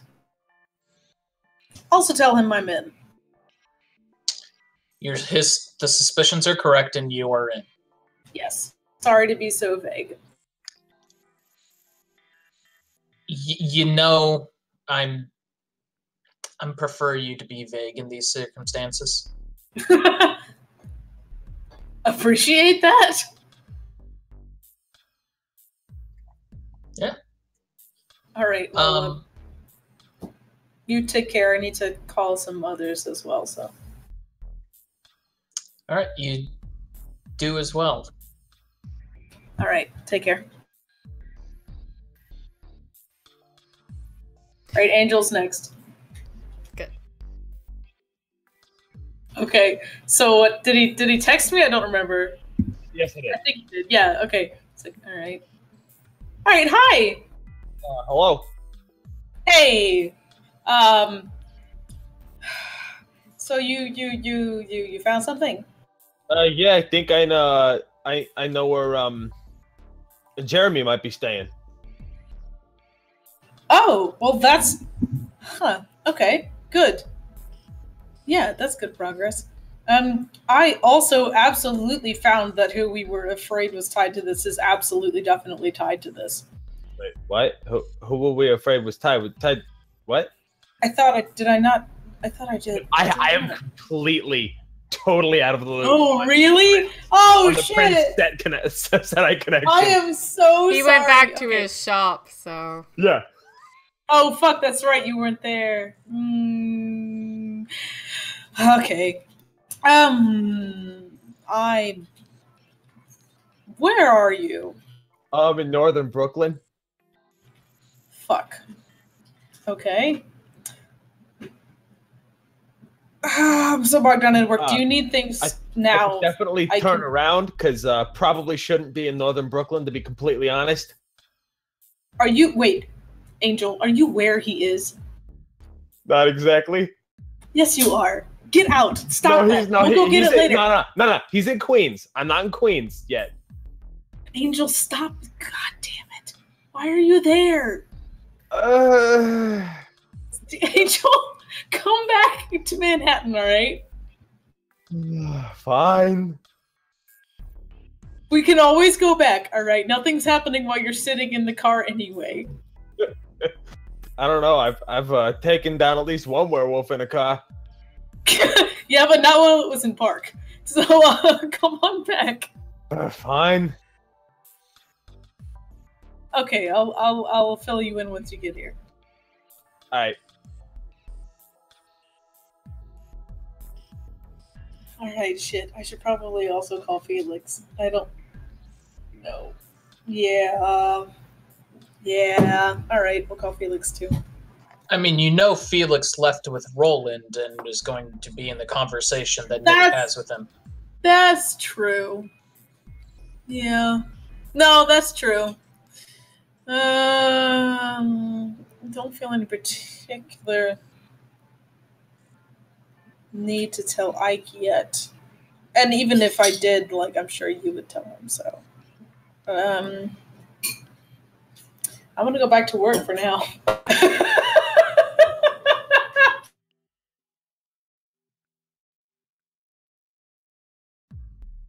Yeah, I'm just gonna go back to work. All right. At this time of night, we have Roland and Felix together heading toward Rebel's Kiss to meet up with Nate and essentially Ike, who is with Nate. Kim is going back to work after reaching out to a few different people, and Angel is leaving Queens reluctantly. I never quite reached Queens. Alright, is leaving, heading to Queens reluctantly to go meet up with Kim back at the morgue? Yes. Got it, alright. Around the hour, and I could actually use a quick little break myself anyway. Good spot to stop, because we'll pick up anyway. What's up, Nate? No, I'm just making fun. I was like, you already went, son. Alright, so we'll do Elvish Dame as Kim, and then we'll follow up with Zabani as Angel. So starting out with Elvish Dame, AMA time. Ask her questions about herself as a player or about Kim as a player character. Ask me the things. Oh, fuck! I forgot to ask my sire about why the hell he didn't tell me that it was moved. I do plan on confronting him about that eventually. Do it. Yeah. David Grimm. How surprised was I about Prince tight connections? Only a little. Not really at all. Not at all. She got all this werewolf blood. Like, who the fuck was supposed to distribute it? Obvious. Like, it's so fucking obvious.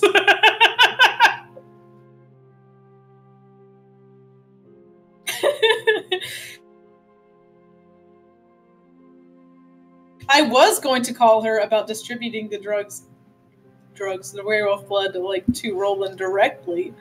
It kind of went a little bit indirectly that way, and I went, "Oh, I'm not going to bring that up then." So, what am I going to do to help the Prince versus Brujah versus Set War?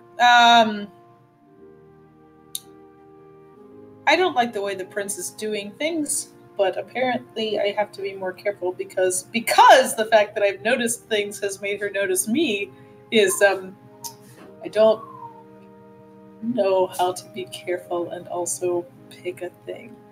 Kim does not really know about the Setites. She's against them on principle based from what she's heard, but she doesn't have much personal experience with them at all either, so we'll see. What is Kim thinking? Is the princess right to distribute things how she wishes around the city? A little bit, actually. Yeah, pretty much. So, although she doesn't like the way that this prince has been going about it, but she's also unsure how necessarily unethical it is, either. Like, the only people she's seen been killed so far have actually been us investigating this, killing other people. So she's like, I'm not sure. That's a gray area a little bit. Blood bonding people is not cool at all, sure, but that's a reversible process. So, is Kim gonna skim from the stash for herself? No, she is not. She did a little bit, but it was because she basically... So, Angel earned a bag, basically, from coming to the prince with the werewolf blood information where they attacked him earlier and he, like, killed them. And so she basically took his because he didn't want it, and he gave it to her. So she didn't skim any, but she didn't. So, and it was for testing. Aperture science.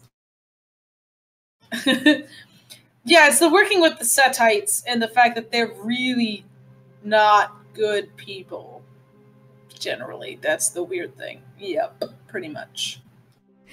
Good people among kindred. Ah, that's funny. I mean, Hey, I am a good person. However, Setites are not good people by kindred standards, so...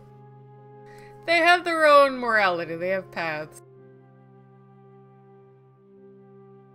Sure, and she hasn't actually Sure. seen them. She hasn't actually seen them do anything horrible yet, except for blood bond someone against their will. Which, by the way, that's pretty fucking horrible. So, yeah, she has.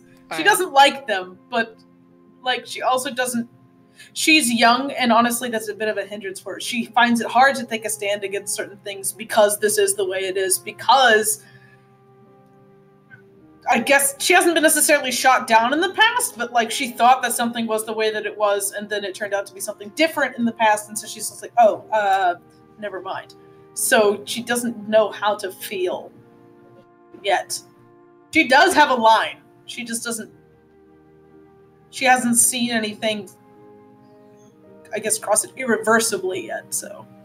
And Modi had a last question for you, and then after that we will load up questions for Zabani. So get them loaded, Zabani as a player or as a player character, as Angel. Ask him the questions. But Kim, go ahead and answer the last one. Oh, I just typed it, but whatever. Why is Kim not coming to the Rebels Kiss to party and relax with Nate and Ike? A, because she doesn't particularly like the club scene. B, because she has a really overbearing sire and she's behind on work. Woo! Alright, so I'm gonna join. When am I gonna stab someone or something? It really fucking looks like I'm about to stab me some Setites and a prince. That's what it looks like I'm about to fucking do. Fuck yeah! This is what Angel loves. This is what Kim loves, Angel. Fucking said it backwards, my bad.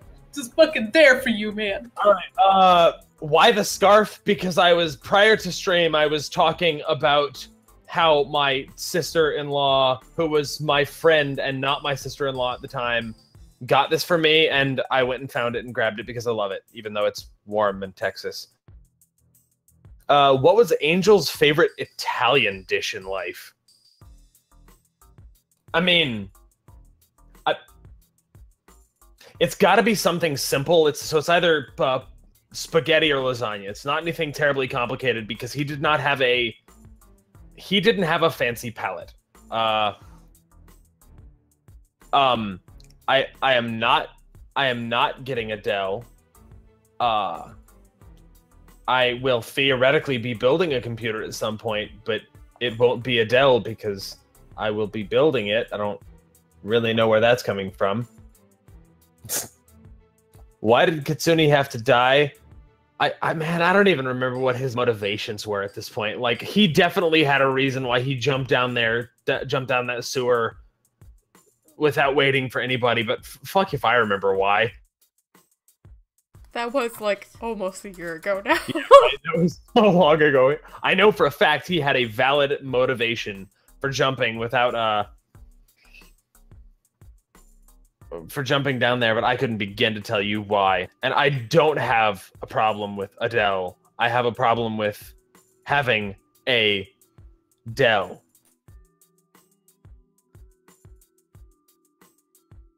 I also have coffee, and that's great.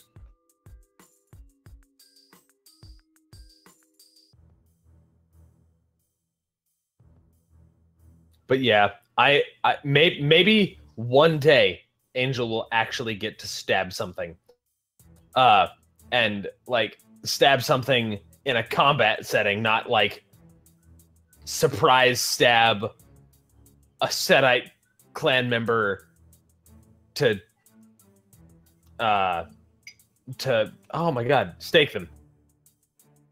I want to stab something to death. Does Angel ever yell Brooklyn when only when he's talking about the best fucking part in New York City? That's why. Alright, so what does Angel think about the whole probably captive werewolves things? So, right now, because he has not been told that the prince is complicit in naughty anti-Camarilla things, he is not sure if the prince is in the right or if the werewolves are in the right. He's kind of torn and isn't sure what to think. Once he finds out about the prince being suspicious towards things, he's probably going to be like, werewolves don't usually bother us, and suddenly the prince starts causing problems, and now the werewolves are bothering us. I'm gonna side with the werewolves this one weird time. Yes, Angel shanked Ike. Angel also shanked Daniel, the Samishi. However, it's never been in combat. It's been more of a, I suddenly stabbed the guy without much warning. I want to, like, get in a fight and kill a mofo. Alright, and, real quick fire round. If anyone has any questions for me as storyteller or for any of the NPCs I play, go ahead and ask a couple questions and then we'll get back to the game. I have a question. No. Does my mic sound better? Is this yeah, you sound great. Although right, you're like, okay, you were leaning almost entirely off camera. Oh yeah, And darkness crap, like more than a super chocolate bear should be. For sure. I haven't gotten proper lighting in this place. Like, it's mostly natural lighting, and it's the camera's like thinking this is my fucking face. So like it's like, yeah, that's how white he is. Yeah, white privilege. Jeannie, I feel like even if I let that happen, everybody would riot. As far as, yeah, letting someone kill Benedict. Well, I don't think that's a good idea. Yeah, we would riot.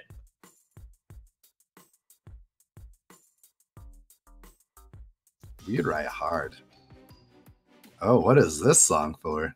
I don't know. It was just a generic one I had. I don't have one picked for me. So long as the method of murder does not involve olive oil. CS asked, have you slept at all since the vault went live? I have, but all of my other waking time has been planning on what I'm gonna do, and I have plans, so don't worry about that. How much are you evil laughing internally to how this game's going?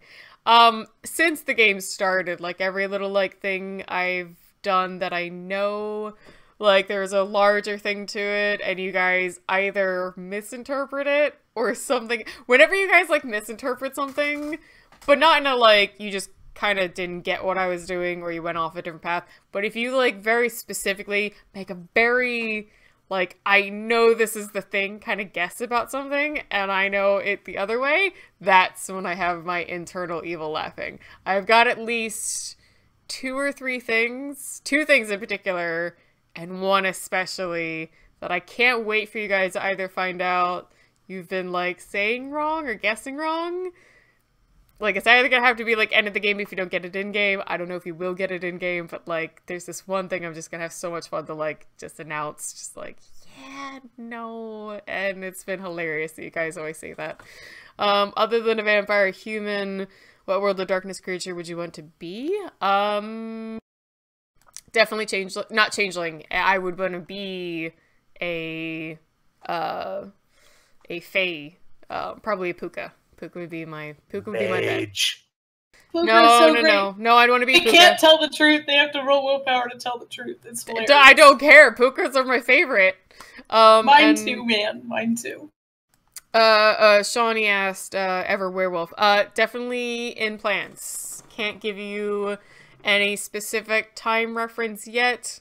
So this is something like I do in my spare time. I have like a full-time job. So running even 2 games I run myself, and I execute a 3rd on Fridays with a different ST. It's kind of my max at the moment. There's a lot of back-end stuff, making the website and the videos and the overlays and everything else like that.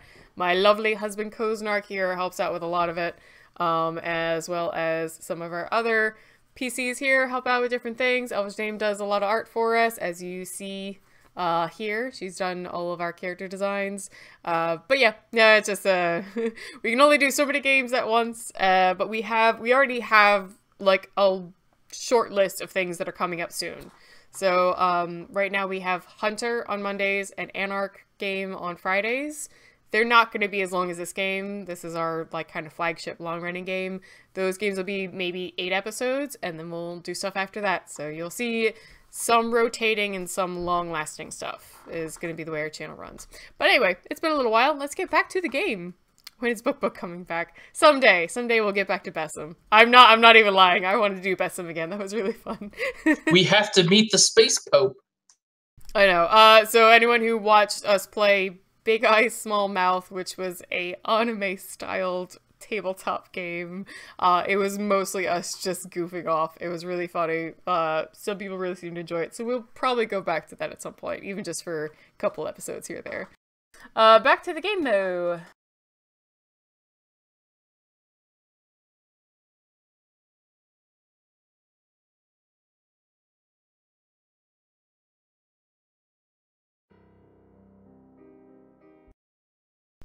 Alright, if I have this correct, Roland and Felix are heading to the club to meet Nate and Ike, and Angel's heading back to meet with Kim. So let's head up, Roland and Felix heading to the club. Let me get some club music. Put it on. Put it on! Gotta get some club music. Put it on! I know what you mean, shut up. We do actually have 2, though. I'll do the second one. You're the good one. This'll do. Oh, you want the other one? Hold on. Is it? I mean, we haven't heard it in a while. That's the second one. This is the song. Oh, it's so quiet. I mean, it's a club. We should have to yell over it, right? I thought about doing it. I've had that in games where I'm like, I'm in a club scene, I should be yelling, but I also don't want to yell into my microphone. Alright, that should be an okay volume.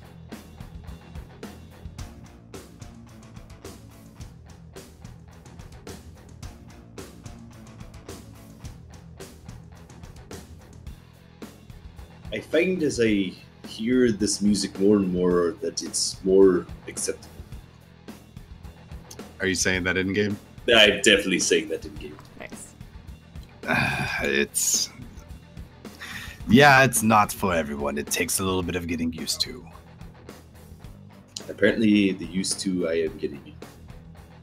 Wait, go backwards. Say that the other way. Are we in the club yet or no? Yeah, I'm a little downtime style. You guys arrive, you see Thor and Caleb outside, you know, maybe give them a nod as, you know, as their boss, and head inside. Looking around, you will not see them on the first floor. Okay, then I'll head straight to the second floor.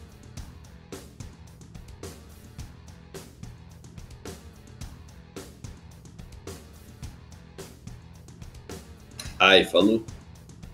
On the second floor, you see your usual sight of lots of blood dolls and ghouls hanging out. The second floor, you kind of designated at your club to be a bit special for both kindred and humans who understand what you are, but won't, you know, break the masquerade. You see Lucille, the blonde, dreaded Malkavian girl back at the bar on the second floor. And if you look around a little more, you'll see Nate and Ike towards a booth on the right side of the second floor. Nate has definitely had a touch to drink, and Ike has as well. I think he wanted more, but he at least got a couple points out of a nice drunk brunette. Hold on, are you guys actually drunk? Or what level would you guys put yourselves at? Ike's drunk. He doesn't usually drink. I don't know. Does intoxicated blood, does it work like actual alcohol? Like, if you're not used to it, it works more? No, the way it kind of works is that if the person has a fair amount of alcohol in their system, as long as you drank from them, basically a point will last an hour. So if you drank a point or two, you have an hour to 2 hours, and you would clear it out of your system the same way you would almost spending a blood point. So just like take that time. I think it kind of naturally works its way out of your system anyway. You wouldn't necessarily hold it, but it hasn't been that long, so you guys are drunk. How many can you take from one person? 2 without potentially putting them in harm's way. Alright.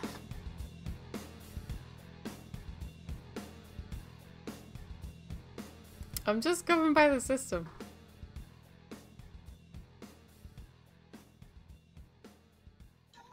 So Modi, are you also drunk or no? Oh yeah. Yes. All right.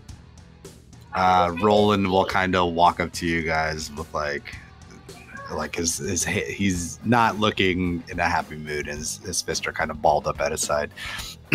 We need to talk. Yes, I have something to tell you as well. What is it now?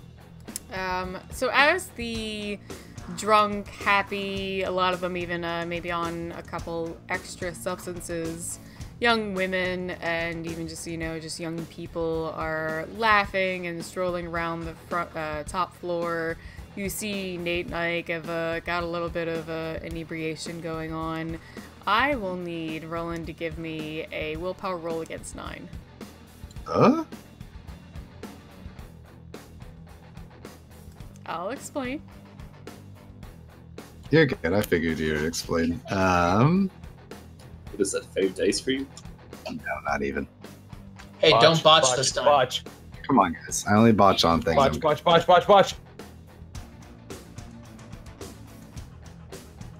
I wasn't expecting to roll. I didn't even have dice things ready.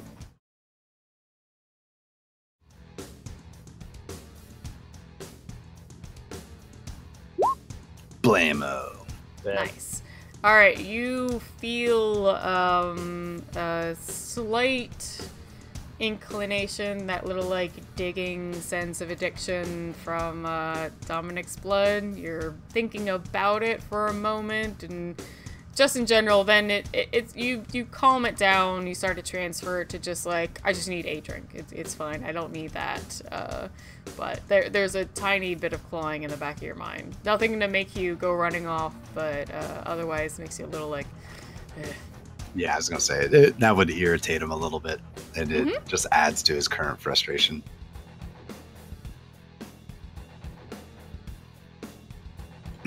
if you don't mind, yes. So, what were you saying? There's what do you have for me? The doctor, the doctor, she says that you're on board and your suspicions are correct.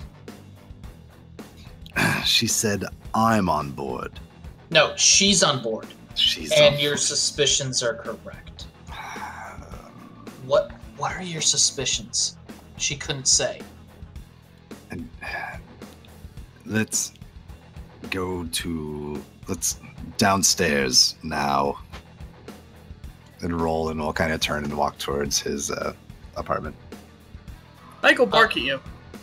Are you a dog in the club?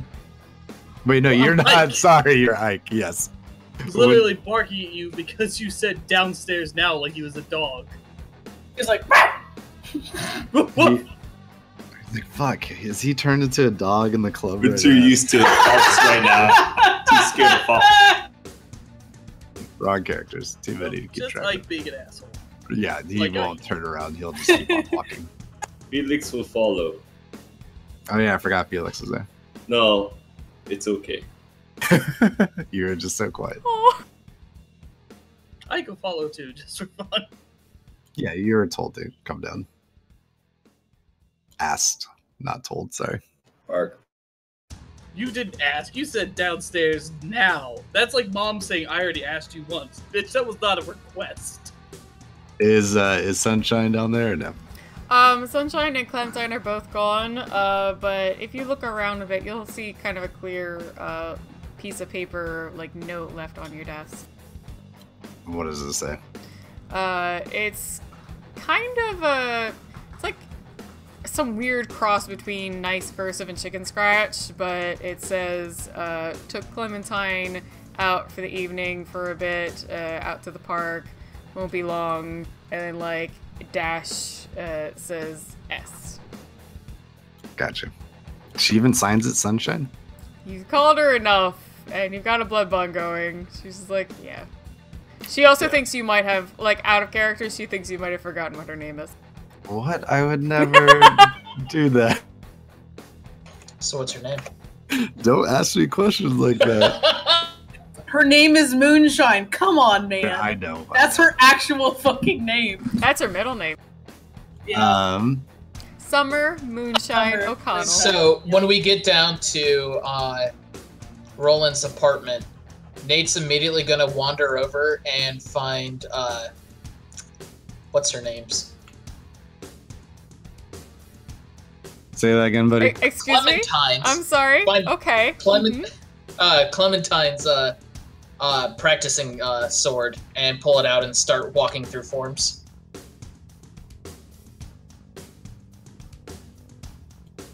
Wait, did you say Clementine's there?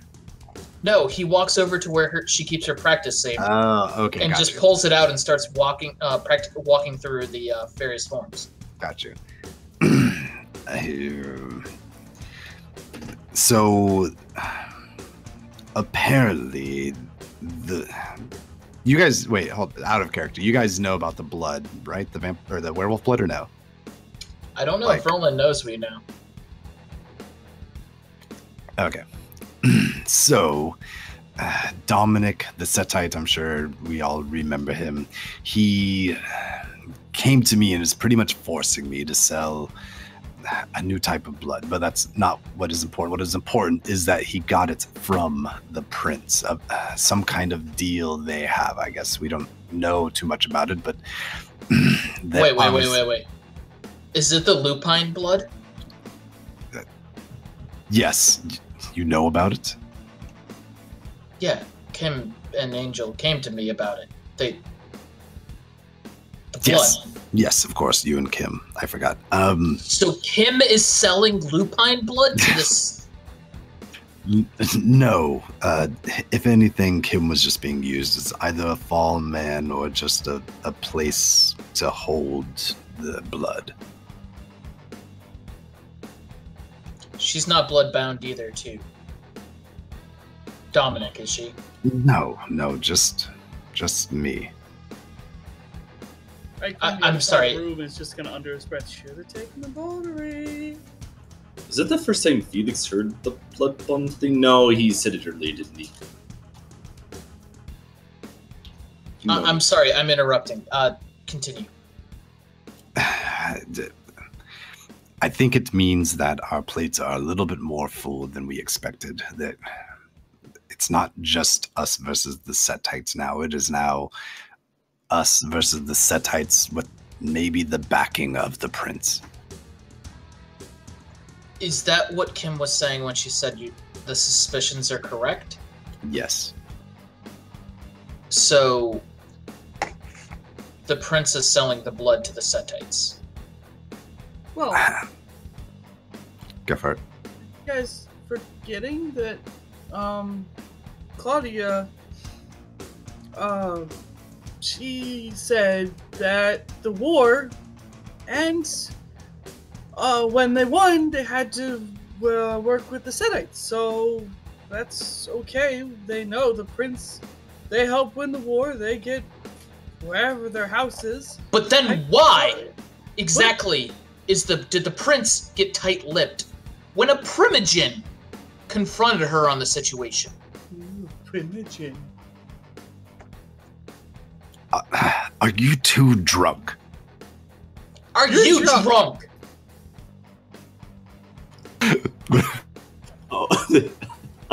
Roland just kind of stares at them and shakes his head. I feel like we should talk to your sire, Nate. Can that wait till later? No, it cannot. Well, your funeral when you walk in there. Why would she be It's not important. I'll give her a call in just 1 second, though. We were kicked out, so... What is Kim in for?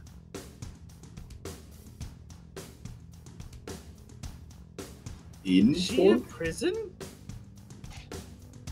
Sorry, who are you? Dude, have you and Felix not really hung out much? Nope. I've seen him once with a shovel.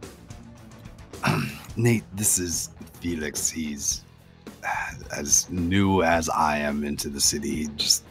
He's a good man, loyal. I feel You're the shovel head, right? Thanks. I feel like that has other connotation.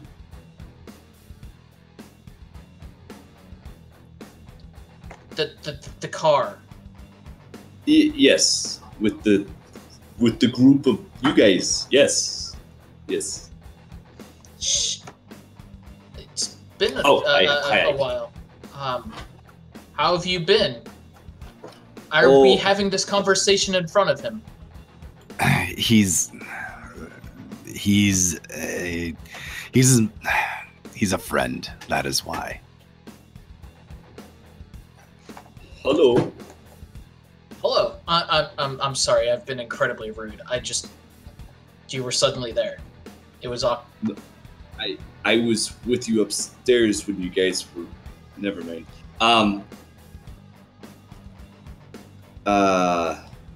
So we're gonna talk to Claudia?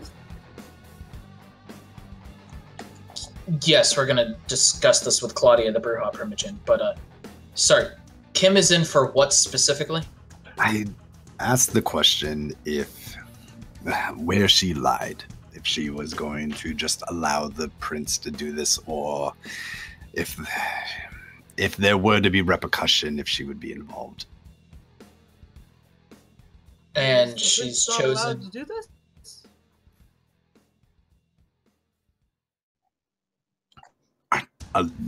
Sorry, Ike, what was that? Is the prince not allowed to do this?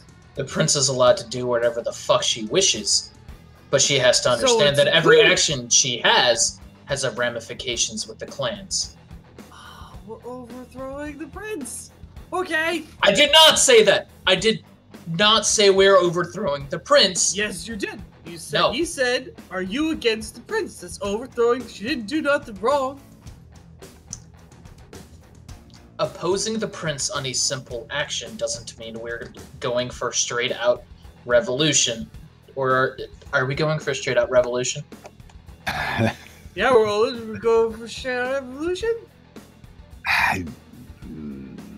He kind of turns and looks at Felix to kind of judge his face from those words. This is face, just like, what? Are they drunk? No, we're not staging a coup. I just want the Setite out. And the prince chose to snub one of the Primogen when directly confronted on this entire matter, which means we have no obligation to respect the prince's desires.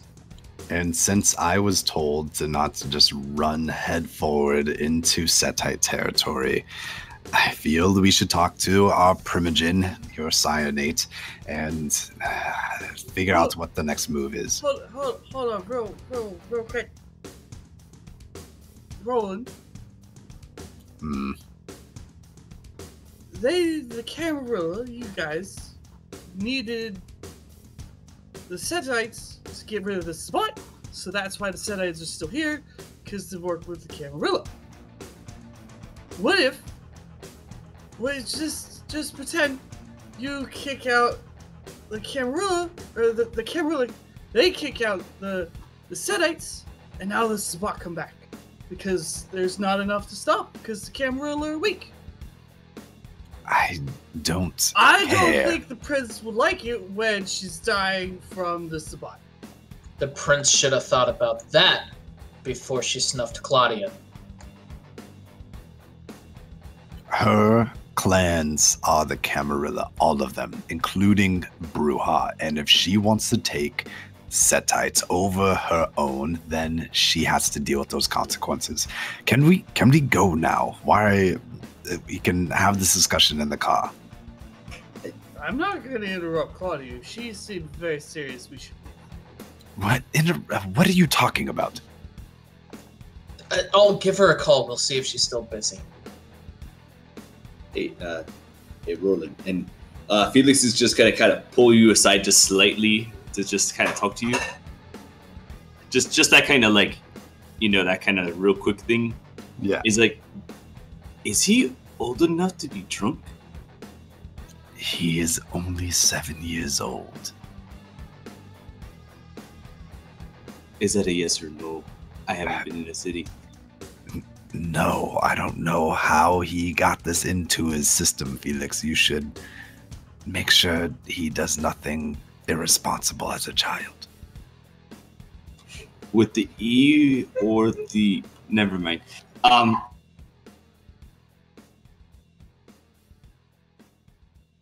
Is there anything else? Felix, but Felix in his head is just like, how do you get people undrunk? How do you get kindred undrunk? There should be Tremere things that do this. There is. There probably is. So while they're discussing, Nate's turning around and calling Claudia. Does she answer? She does. It takes a couple rings, but after a little while, you hear the other line answer. Nate, what can I do for you? Can I come back inside the apartment now? Yes. Hi, Claudia! I'm bringing 3 friends. It'll take me 20 minutes. Nate, wait, hold on. What's going on? Of course you can come back, but who are you bringing? Roland and Ike. What's your name again? Hi, Claudia! Felix. Oh, all right. What's wrong with Ike? What do you mean? Nate. Oh, he's just drunk. Is that what we still call it? Drunk? All right, just head to the apartment. Please try not to bring police with you. Bye, Claudia! Sure, she hung up unless Nate said anything else. Nope.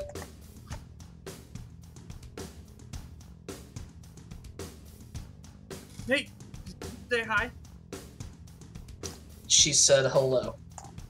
Woo! He goes and pulls the chart up, or not chart, Roland. Wouldn't theoretically, if you drank more just normal blood, it would be like drinking water? I don't know. You should. I don't know. This is not my problem. He is someone else's child. I believe he is Nate's child. Can we go now? Yes, sure. Thank you. Nate, is it okay if we stop by? Yeah, no, it's a perfectly fine time. You're driving? Yes. Any I alternative? mean, I can drive. You can't even see the mirrors. I can't see me in the mirror. I can see the mirror itself. What? I don't think it works like that. I mean, you're not me. How do you know? I know Felix has no idea that he is a certain something. Oh, I know.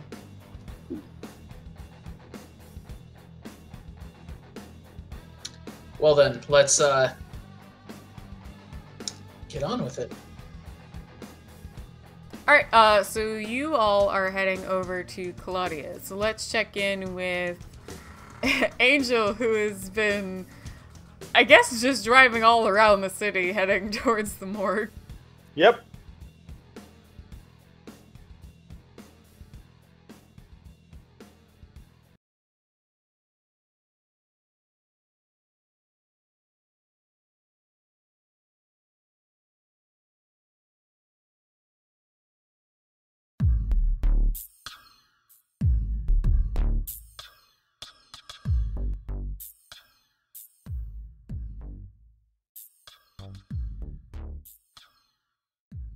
Alright, so, Angel, you don't face any, like, specific problems on the way there. So you eventually head up to North Manhattan, where Mount Sinai is, and make your way into the morgue to meet with Dr. Brown. Hey, Kim, you around? What? Oh, yes, come on in. She's absolutely elbow deep in a corpse at the moment. So,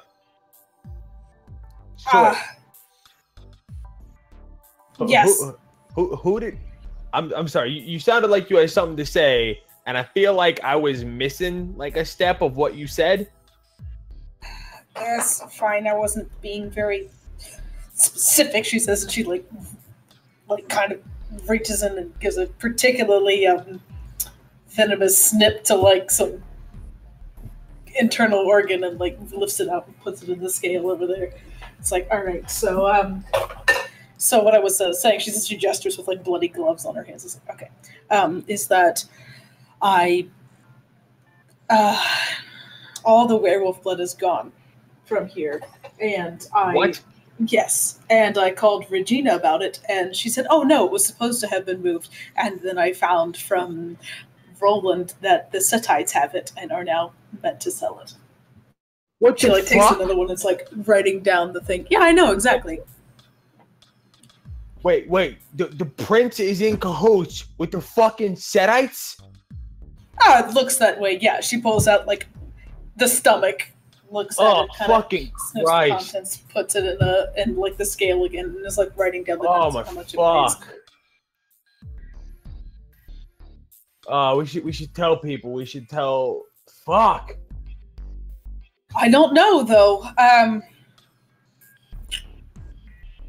She also said she wanted to get to know me more specifically after this, and that she told my sire, who failed to tell me for some reason. So I'm going to go talk to him in a minute. I didn't even. Wait, did he even know about the fucking werewolf blood? Yes, but not about anyone attached to it. Fuck. I didn't tell him anything about anyone. I didn't tell him anything about any of you. I just told him about the blood. Yeah, no, I got you. I just. fucking Christ. So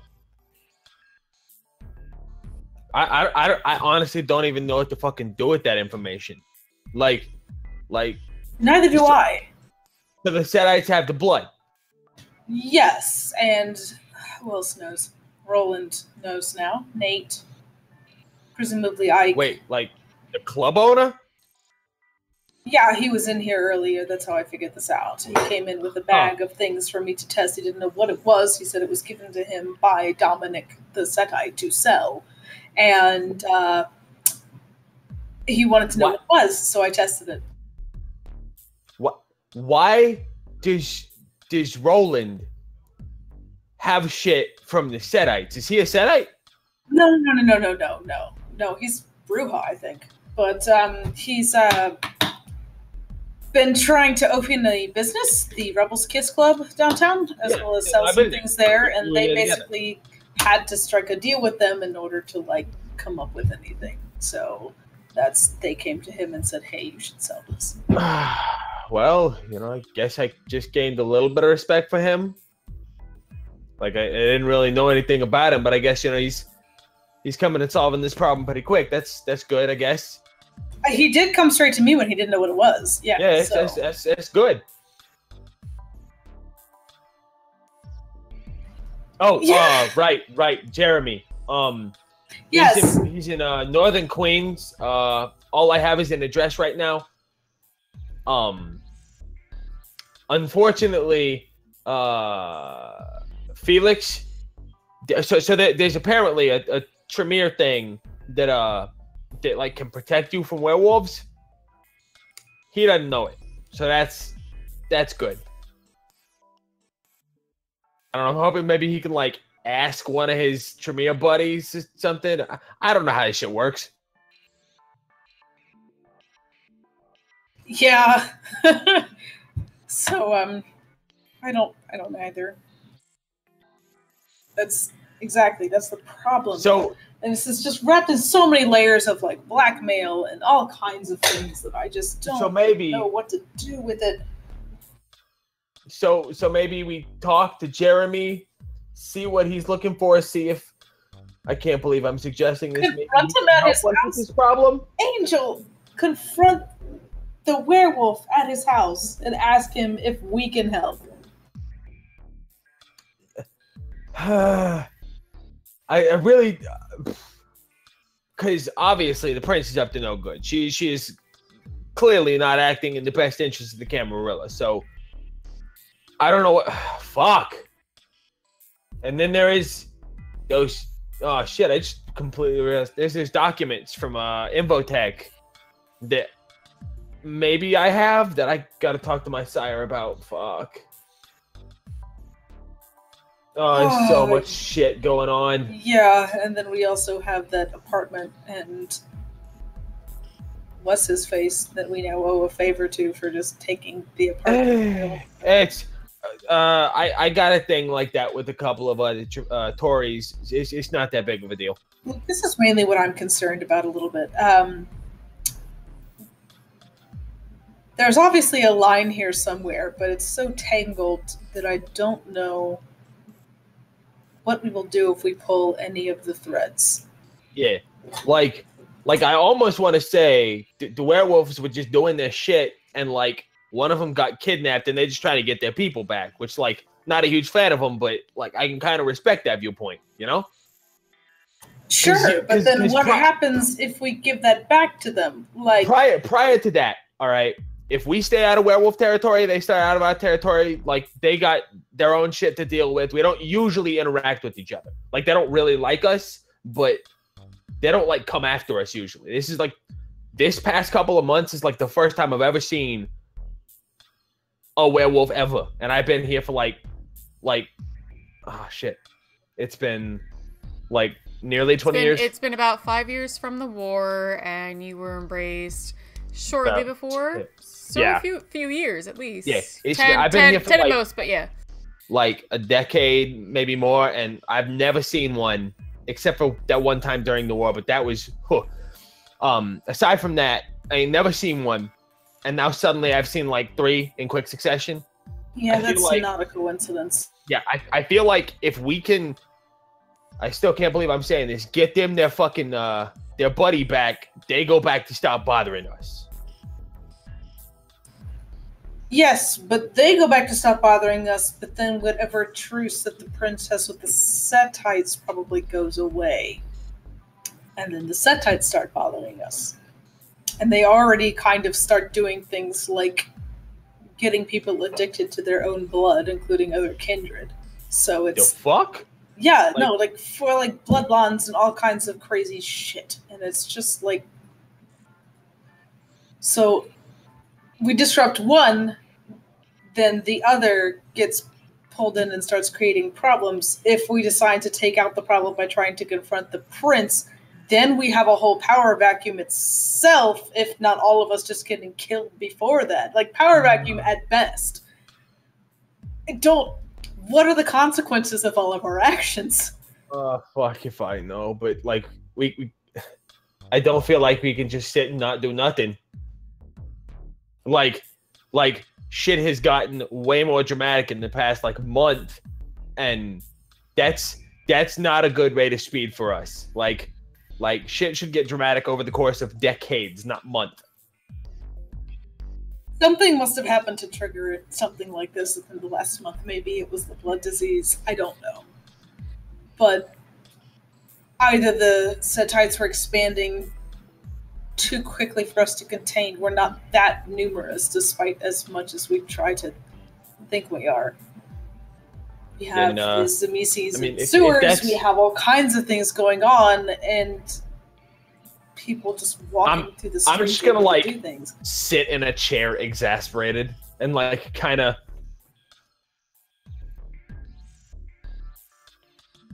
So I guess the next step is the important thing, because we're trying to plan like 8 steps ahead, and that's obviously not fucking working. No, obviously, and like, Angel, I don't think we should do nothing. I absolutely think we should do something. I just think we should weigh the consequences of everything we decide to do beforehand. That's all. Yeah, and so I am not advising doing nothing whatsoever. Oh shit! And now that Ike is in the loop, we should probably let him know, maybe. He's with Roland. I think he does know. What? Why? All right, whatever. Oh, yeah, Roland was here. I'm just like I met the guy once, and apparently everybody else fucking knows him. Well, Nate knows him, and he hangs around with Nate a lot. And Nate was over at Roland's today, and Roland said he was coming to see him. So therefore, I have to assume that got connected. Yeah, this is fun, she says, and like reaches into the like chest cavity and pulls out the like pancreas, like, puts it on the scale to weigh. I know, it's only like this big. It's like a long, thin, like cucumber thing that like sits right above. Yeah, I know what it looks like. Shush, I was being dramatic. I actually do know what the fuck a pancreas looks like, Zabani! Right, so it's just it's basically so what is our next step? That I guess is kind of what we need to focus on. Yes, the prince said she wanted to meet with me at some point this week. Well, just to quote, get to know me better. I need to talk to my sire about. I figure I can do this without too much consequence as to why he didn't tell me that the prince had contacted him that this stuff would be moved. I might get yelled at. The worst that will happen is that I get yelled at. That's. I guess my next step is I could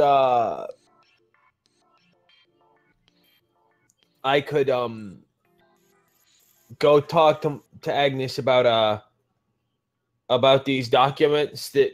For some reason, someone seems to think that I have. I think that would be a good next step before confronting Jeremy. Angel looks oddly uneasy about that. Oh, actually, you what would is the matter? Understand. You would totally understand unease about talking to your sire, though. Yeah. What's the matter? Why don't you want to talk to her about this? I don't like the idea she's keeping secrets from me. I don't like the idea of my sire's keeping secrets from me either. But I gotta do it. Do this, you can.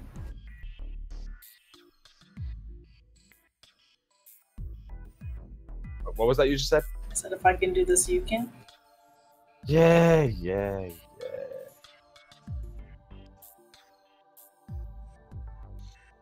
It's just look, I get it, all right. I don't. My sire's not always the best person, so it's, I guess, easier for me to feel like he might keep things from me. So I do understand that.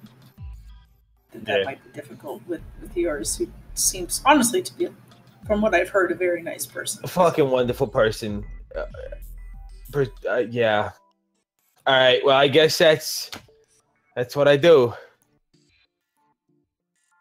Yeah. And then I don't know. This fucking whole thing is convoluted and confusing. But I guess that's it. I go talk to my sire about Infotech, and maybe, like, I guess we could sign that paperwork. We're gonna find out what paperwork they were looking for. Yeah. Well, yeah. So I talked to Agnes about that whole Infotech stuff, and then because Infotech is a path we should follow, perhaps we sign that apartment paperwork. Yeah, that sounds good. Maybe you can tell me about how you met Agnes in the first place. Yeah, that's a story. We're talking about sob stories. That's one of them. It's all right. It's no worse than probably any other kindred I've heard. So. Yeah. Right. Does that mean that Angel's gonna be heading out? I think so, yes. Yeah. Actually, I'm probably gonna, like, sit around for a little while because I don't feel like leaving. That's fine. You get to watch Kim, like, dissect a body. It smells like old, gross, dead person blood. And then eventually I'll, like, after 5-10 minutes, I'll get up and I'll be like, all right, see you later. We'll keep in touch. Yeah, just let me know.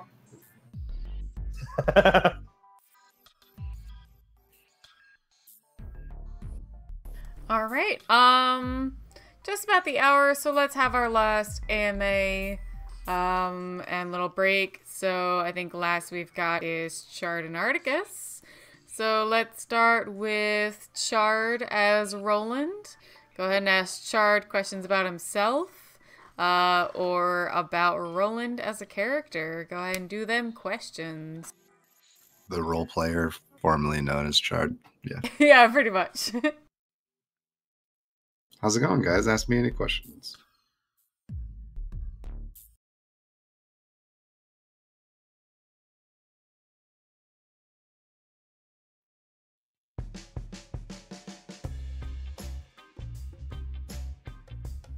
Got your smooth song on. Yeah. Why not Super Chocolate Bear? I'm tired of the whole Chard and Charutry and the DTY.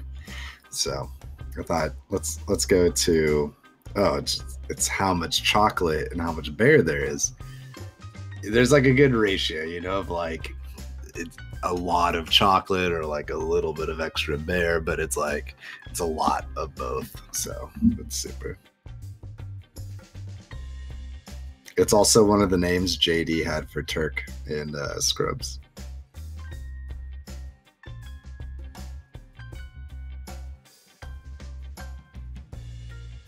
I'm sorry, guys. Also, if anyone watched the new Dark Tower series or the Dark Tower movies besides me, they would understand why you'd run away from the Dark Tower name.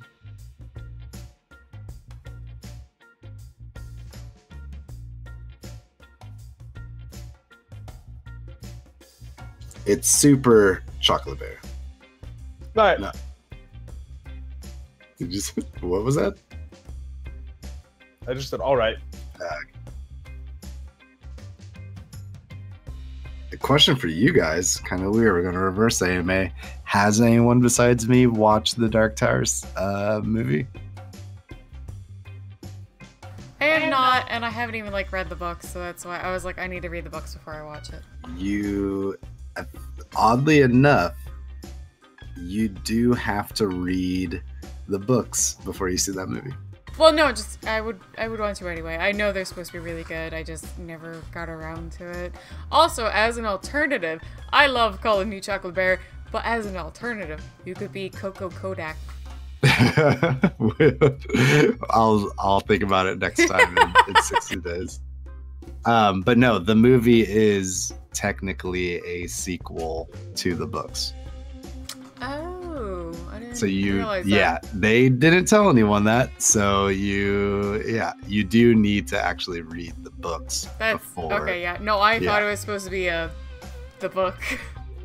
Nope. Yep. Everyone was hoping for that and wanting that, and then there's something in it that I was talking to my roommates about it. I was like, you won't understand anything unless you read the books because they don't explain anything because it's kind of a sequel. They're like, what? It's a sequel? Like, yeah, it's a sequel. I will real quick announce, because I'm super excited. Apparently they are doing a 6-episode special TV thing for Good Omens. If anyone has read that, I am insanely excited. No one fucking whatever. I know what it is. It's on my list of books to read. Oh, I highly recommend it. It's very good. So I won't be excited. If you don't know what it is, you won't be excited by who's playing who. But yeah, I'm excited. I'm literally just trying to make it through Dune. I'm just trying to make it through Ready Player One and the Shadowrun V5 book. I was gonna say the trailer for Ready Player One looks pretty. I've never read the books, but I'm kind of excited for the movie. I don't know. Will Wheaton reads the audiobook, so that's decent. That's cool. All right. And to finish up the break, we'll have Articus as Felix Coat. Ask him questions about himself as a player or as a character. Hello, my Wraith and Wraithets. Ask me anything. Hi, Ike. Hi. Well, that burns up real quick while everyone gets ready for Articus. When we play in Player Unknown again, Chard, we haven't done first person yet. Buddy, whenever I play, I'll just get on and then Rev or Graham or people will just randomly hit me up, and I only have time for 1 or 2 games in the middle of me doing stuff. And once I get fucking good at my job, then I'll have more time to play. Also, because this game has been going so deliciously for me that you guys have been spending most of the time talking to each other and I don't have to do anything, I drew a cute little dragon. Really? Where is it? Hold on. It is my camera. It's right there. Oh, okay. There it is. It's a dragon. I don't think anyone had... Oh, wait. I say that and then suddenly see a scram. I was like, no one has any questions, man. That's good. Oh, wait. Damn it. Would Felix feed someone poutine and then feed on them? I don't think that translates into the blood at all. I did actually jokingly say this the other day. I was like, if someone ate some really fatty burgers and had that extra bit of cholesterol and everything, would it taste good? Would an obese person taste like a hamburger? Yeah, right. It would have to have fat cells in their blood. So that's implying that licking someone's sweat would have the flavor of a hamburger if they had it yesterday. It's just not how it works. Certain foods change other liquids.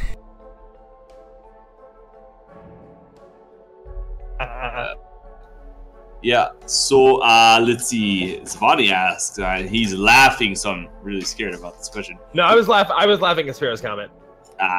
Let's see. How about you just go get somebody to cast Inscription Werewolf Protections?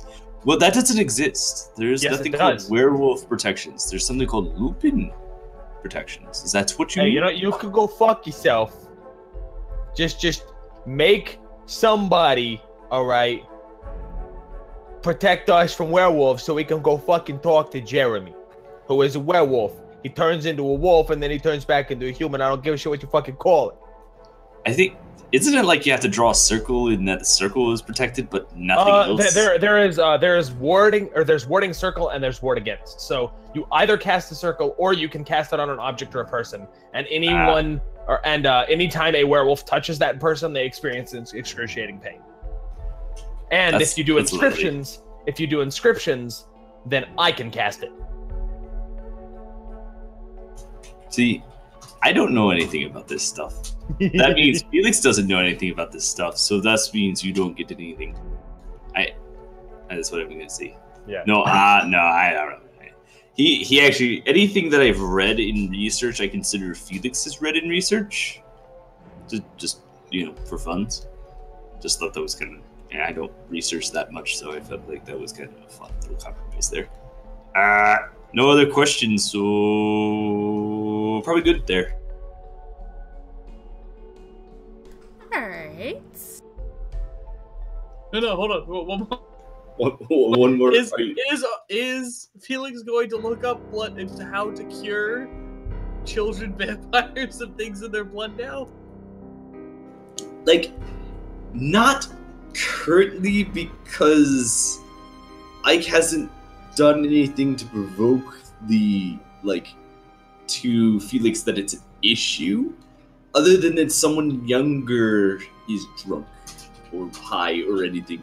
He's just kind of going, is this a normal city thing?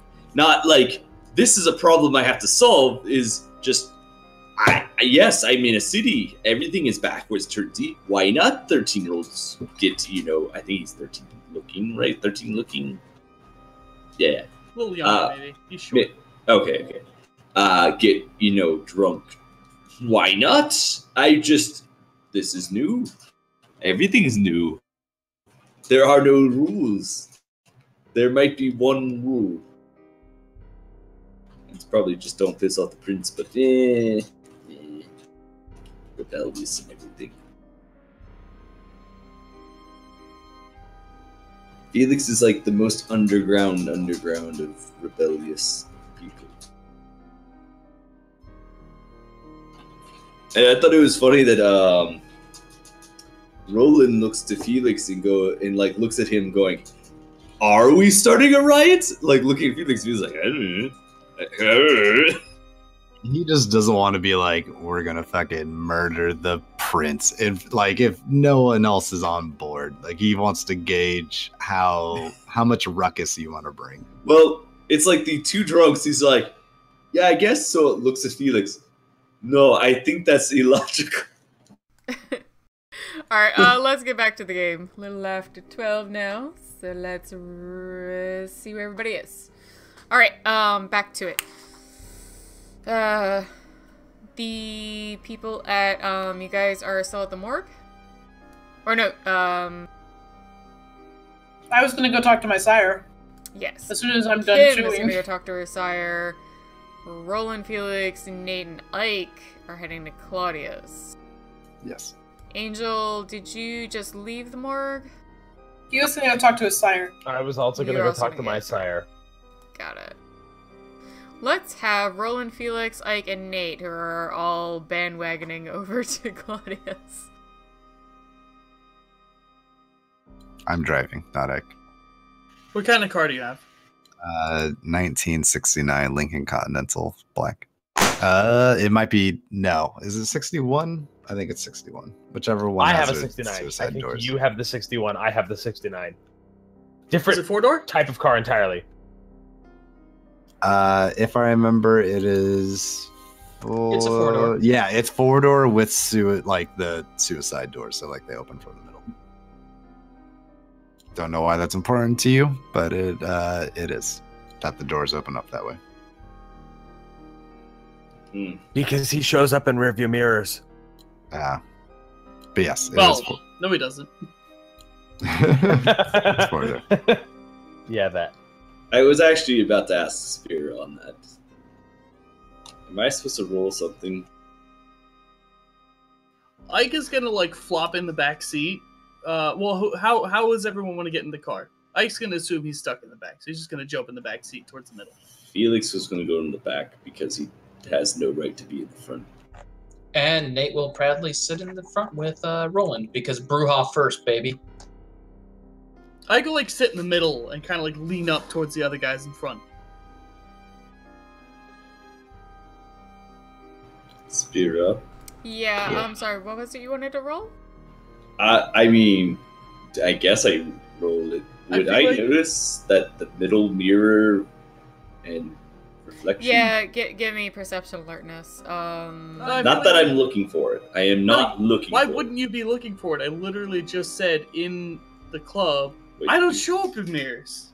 Did you literally say that? I literally said that in front of you. So you would be obviously like, wait a second, and checking. I don't think. I was even gonna give you like difficulty like 4 or 5 because I was just like, if you want to like test if Felix is just like la di da versus notices, sure you could roll, but otherwise, like I think you would have noticed he's near the front of the car. Like it'd be very obvious, like to someone who's not even trying to pay attention. So yeah, I must have not heard that just because there were other people talking. I probably just missed that. But yeah, we could go with that.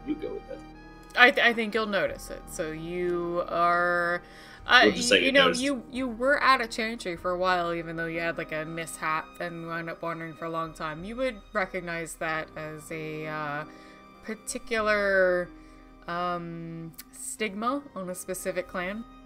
Yes, and he does tend to carry a mirror with him. Actually, it's in his list because there's a Tremere thing that you can do with mirrors.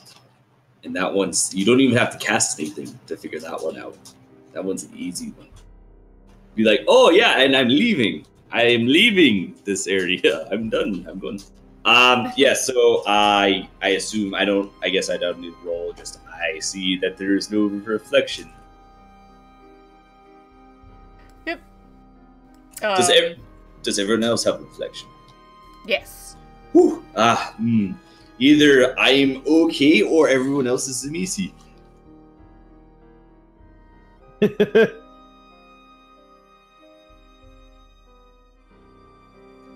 See? Felix has a positive look on life. Was that in character? No, that's not a character. Okay.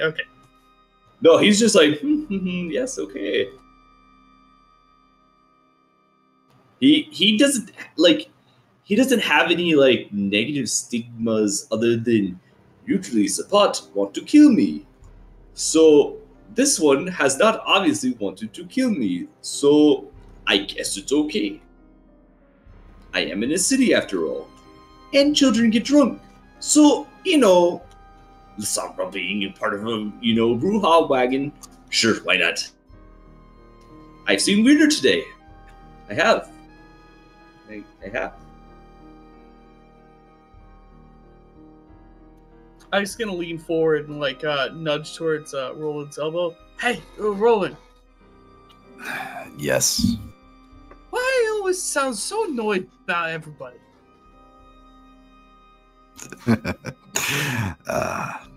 Because I am usually generally annoyed by something in my life. Oh, that makes sense. By the way, I owe you more stuff. What stuff? And Roland is driving now.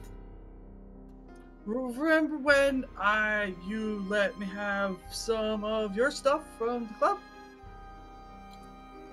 Blood dolls. Yes. Why are you saying stuff? Say what it is. Well, it's stuff anyway. I had stuff tonight.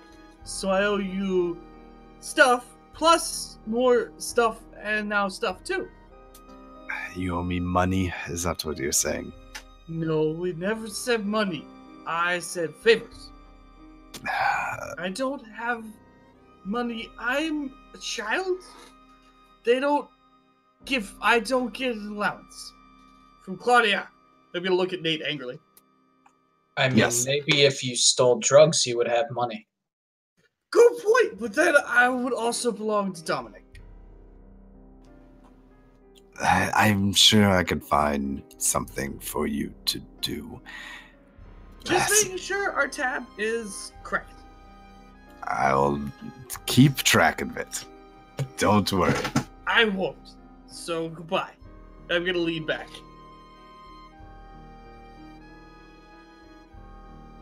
Felix was almost about to nervously say, please don't bother the thing driving 2 tons of things. Don't what? Don't bother the driver because he's already nervous enough. Oh. Yeah, how can we roll for my driving? Oh god. Yeah, that's actually perfect because we never roll for driving unless there's like a chase scene. Shit. And you do actually, you're upset. You got a couple drunk, you got a drunk Bruja and a drunk Lasombra, and a weird Tremere that you don't know what he's up to. So give me Dex and Drive. Just 6. Yeah. No frenzy. I just gonna look.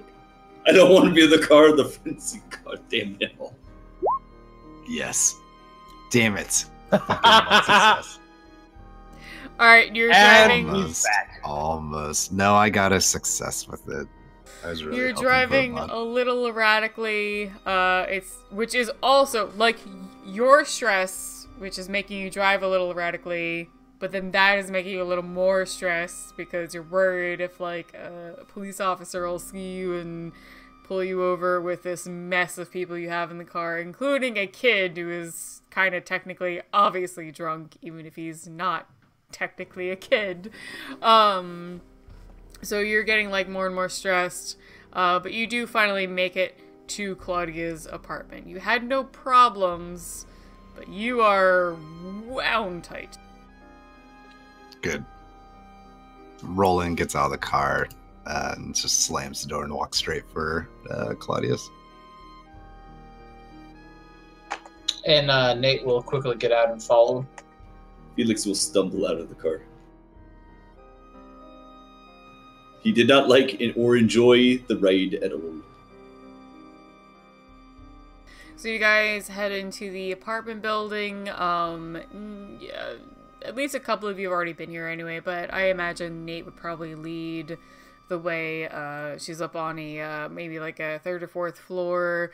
The apartment building is specifically designed for a mix of human and kindred. But kindred obviously have sort of these like internal apartments where there's no way of getting any sunlight inside the apartment by accident even. And he, you know, up to him whether he knocks, heads in. What you doing? She said it's fine to come over. He will pull out his keys, unlock the door, and walk right in. Alright, you see her sitting on the couch, as she often is, with her laptop. Her desk is still a little bit busted up, and she hasn't bought a new one yet. So she's just sitting there doing some of her usual work. Nate'll just walk in and, Claudia, we're here, and walk over to the couch and plop down. Is Claudia at her desk? She's sitting on the couch that's like in the middle of her living room.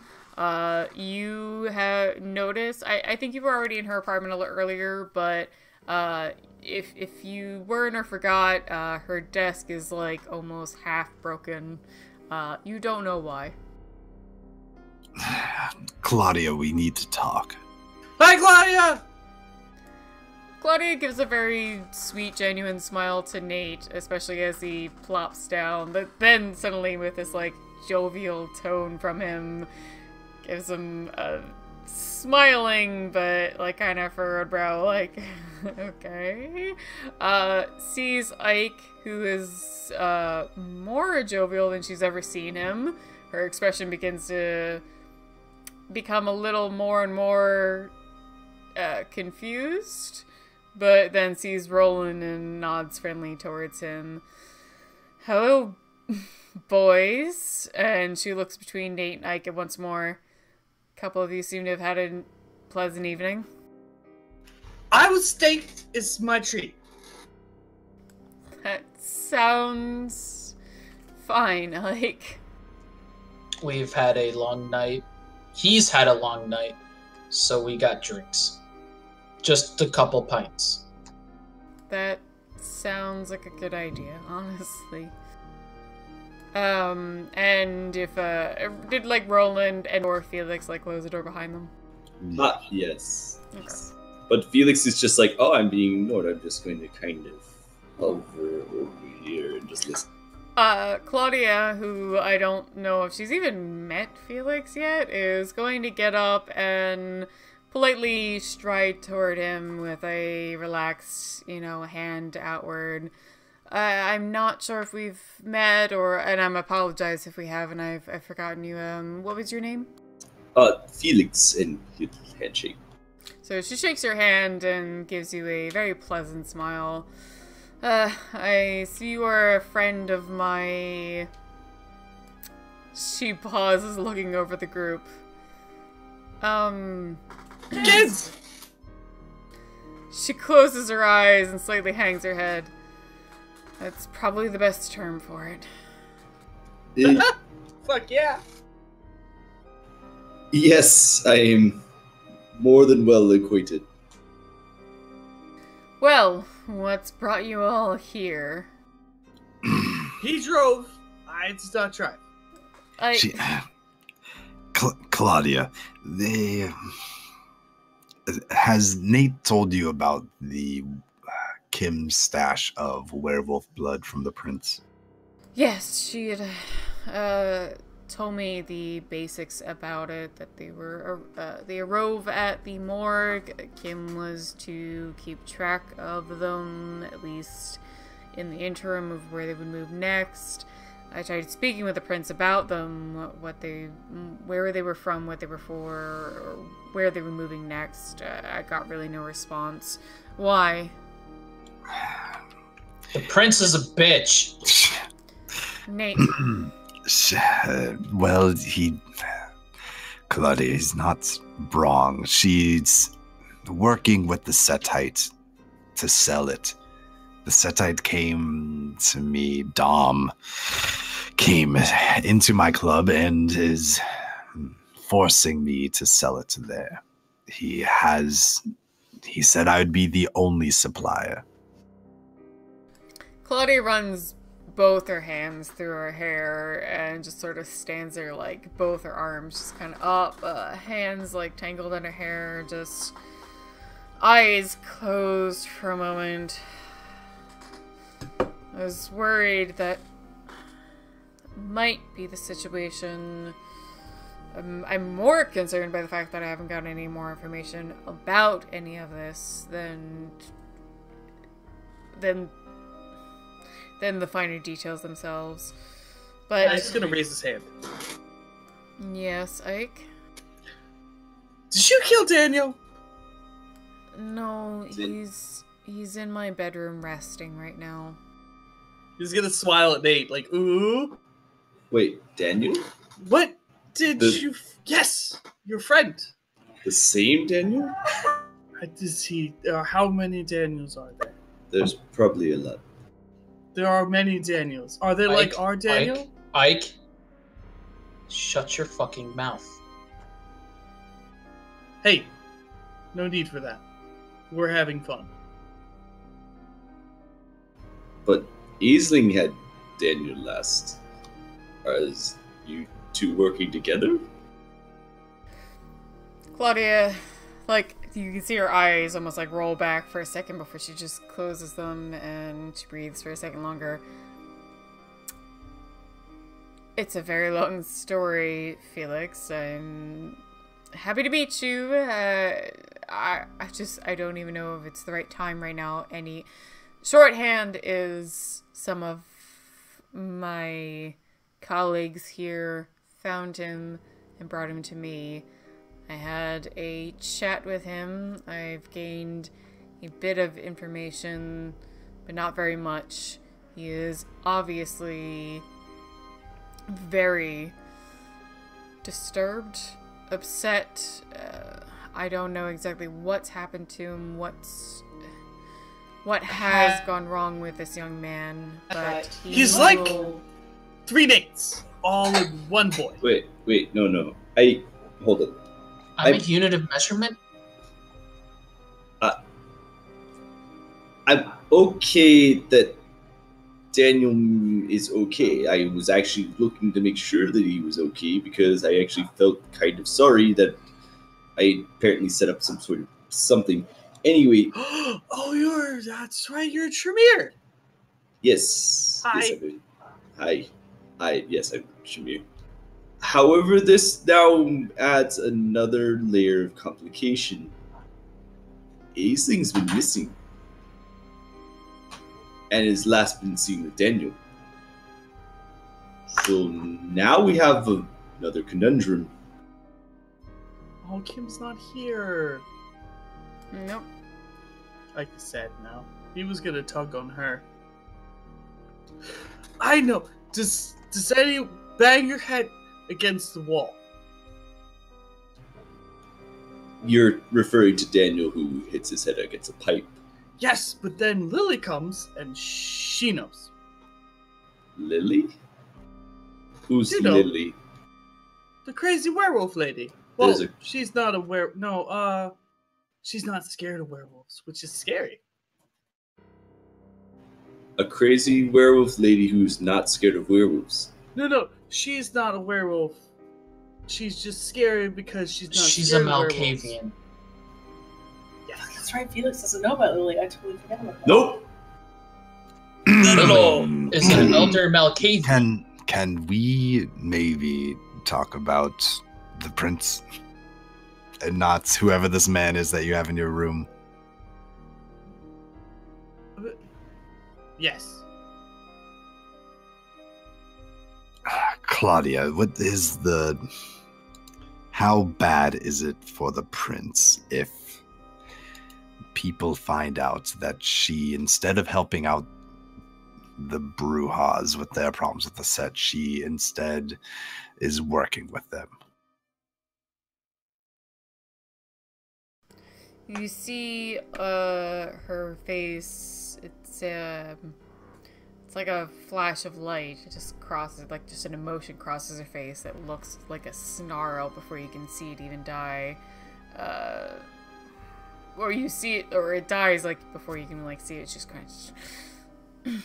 Well, it could mean many things. Roland, I believe you're... I don't mean to use the term young, but you're, you haven't been as long as around as I have as far as Camarilla politics have, been something I've grown to know very well. And so, the prince and the primogend aren't as closely tied as you might imagine. Or I mean, it can depend. And she can do like almost like stuttering and then just shakes her head. The point is, the prince has her own agendas that we don't necessarily have room to walk into, or she can have agendas as an individual that if I were to interrupt or be concerned about, it would be again on more an individual point of view, agenda, on being upset about what she's doing as myself, as Claudia, and not the Bruja Primogen. Our politics are very complicated, so one thing she does can be upsetting to the city, the kindred population as a whole, as Camarilla citizens.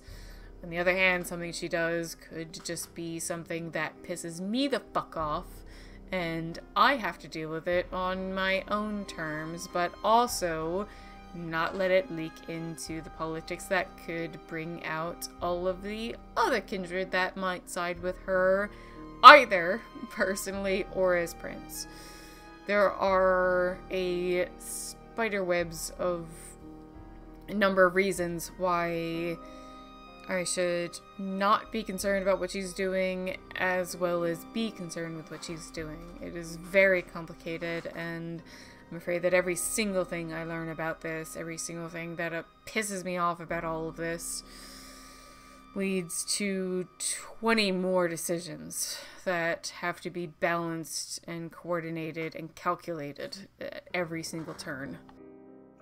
I still, if she didn't want this to be an issue, she could have said anything more than what she said. I agree, Neat. But then again, if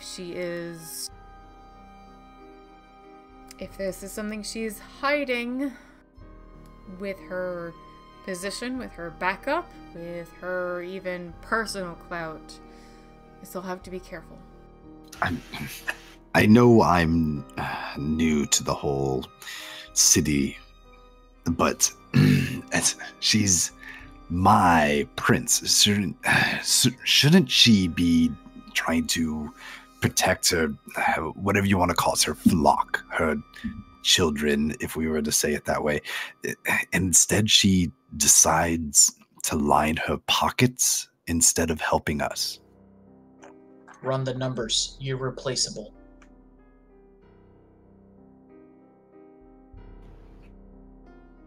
Roland kind of just sits there quietly. It just like balls up his fist and just tries to hide like an anger that's kind of boiling up in him.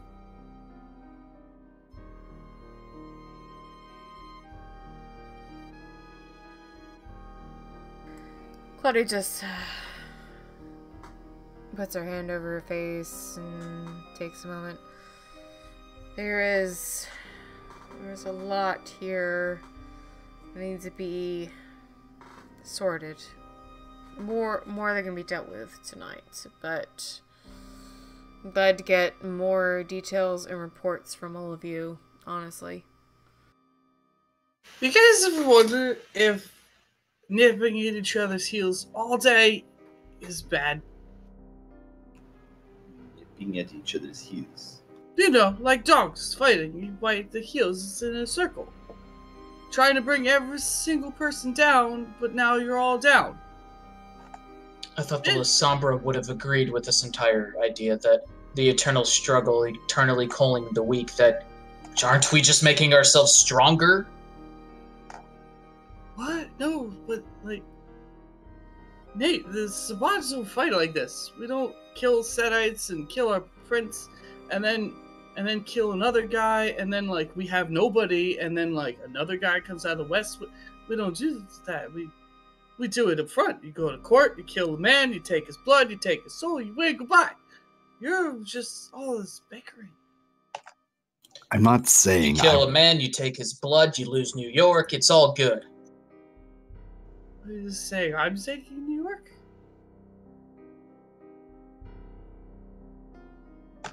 I'm just pointing out who's winning. At this point, I actually want to wrap for the night.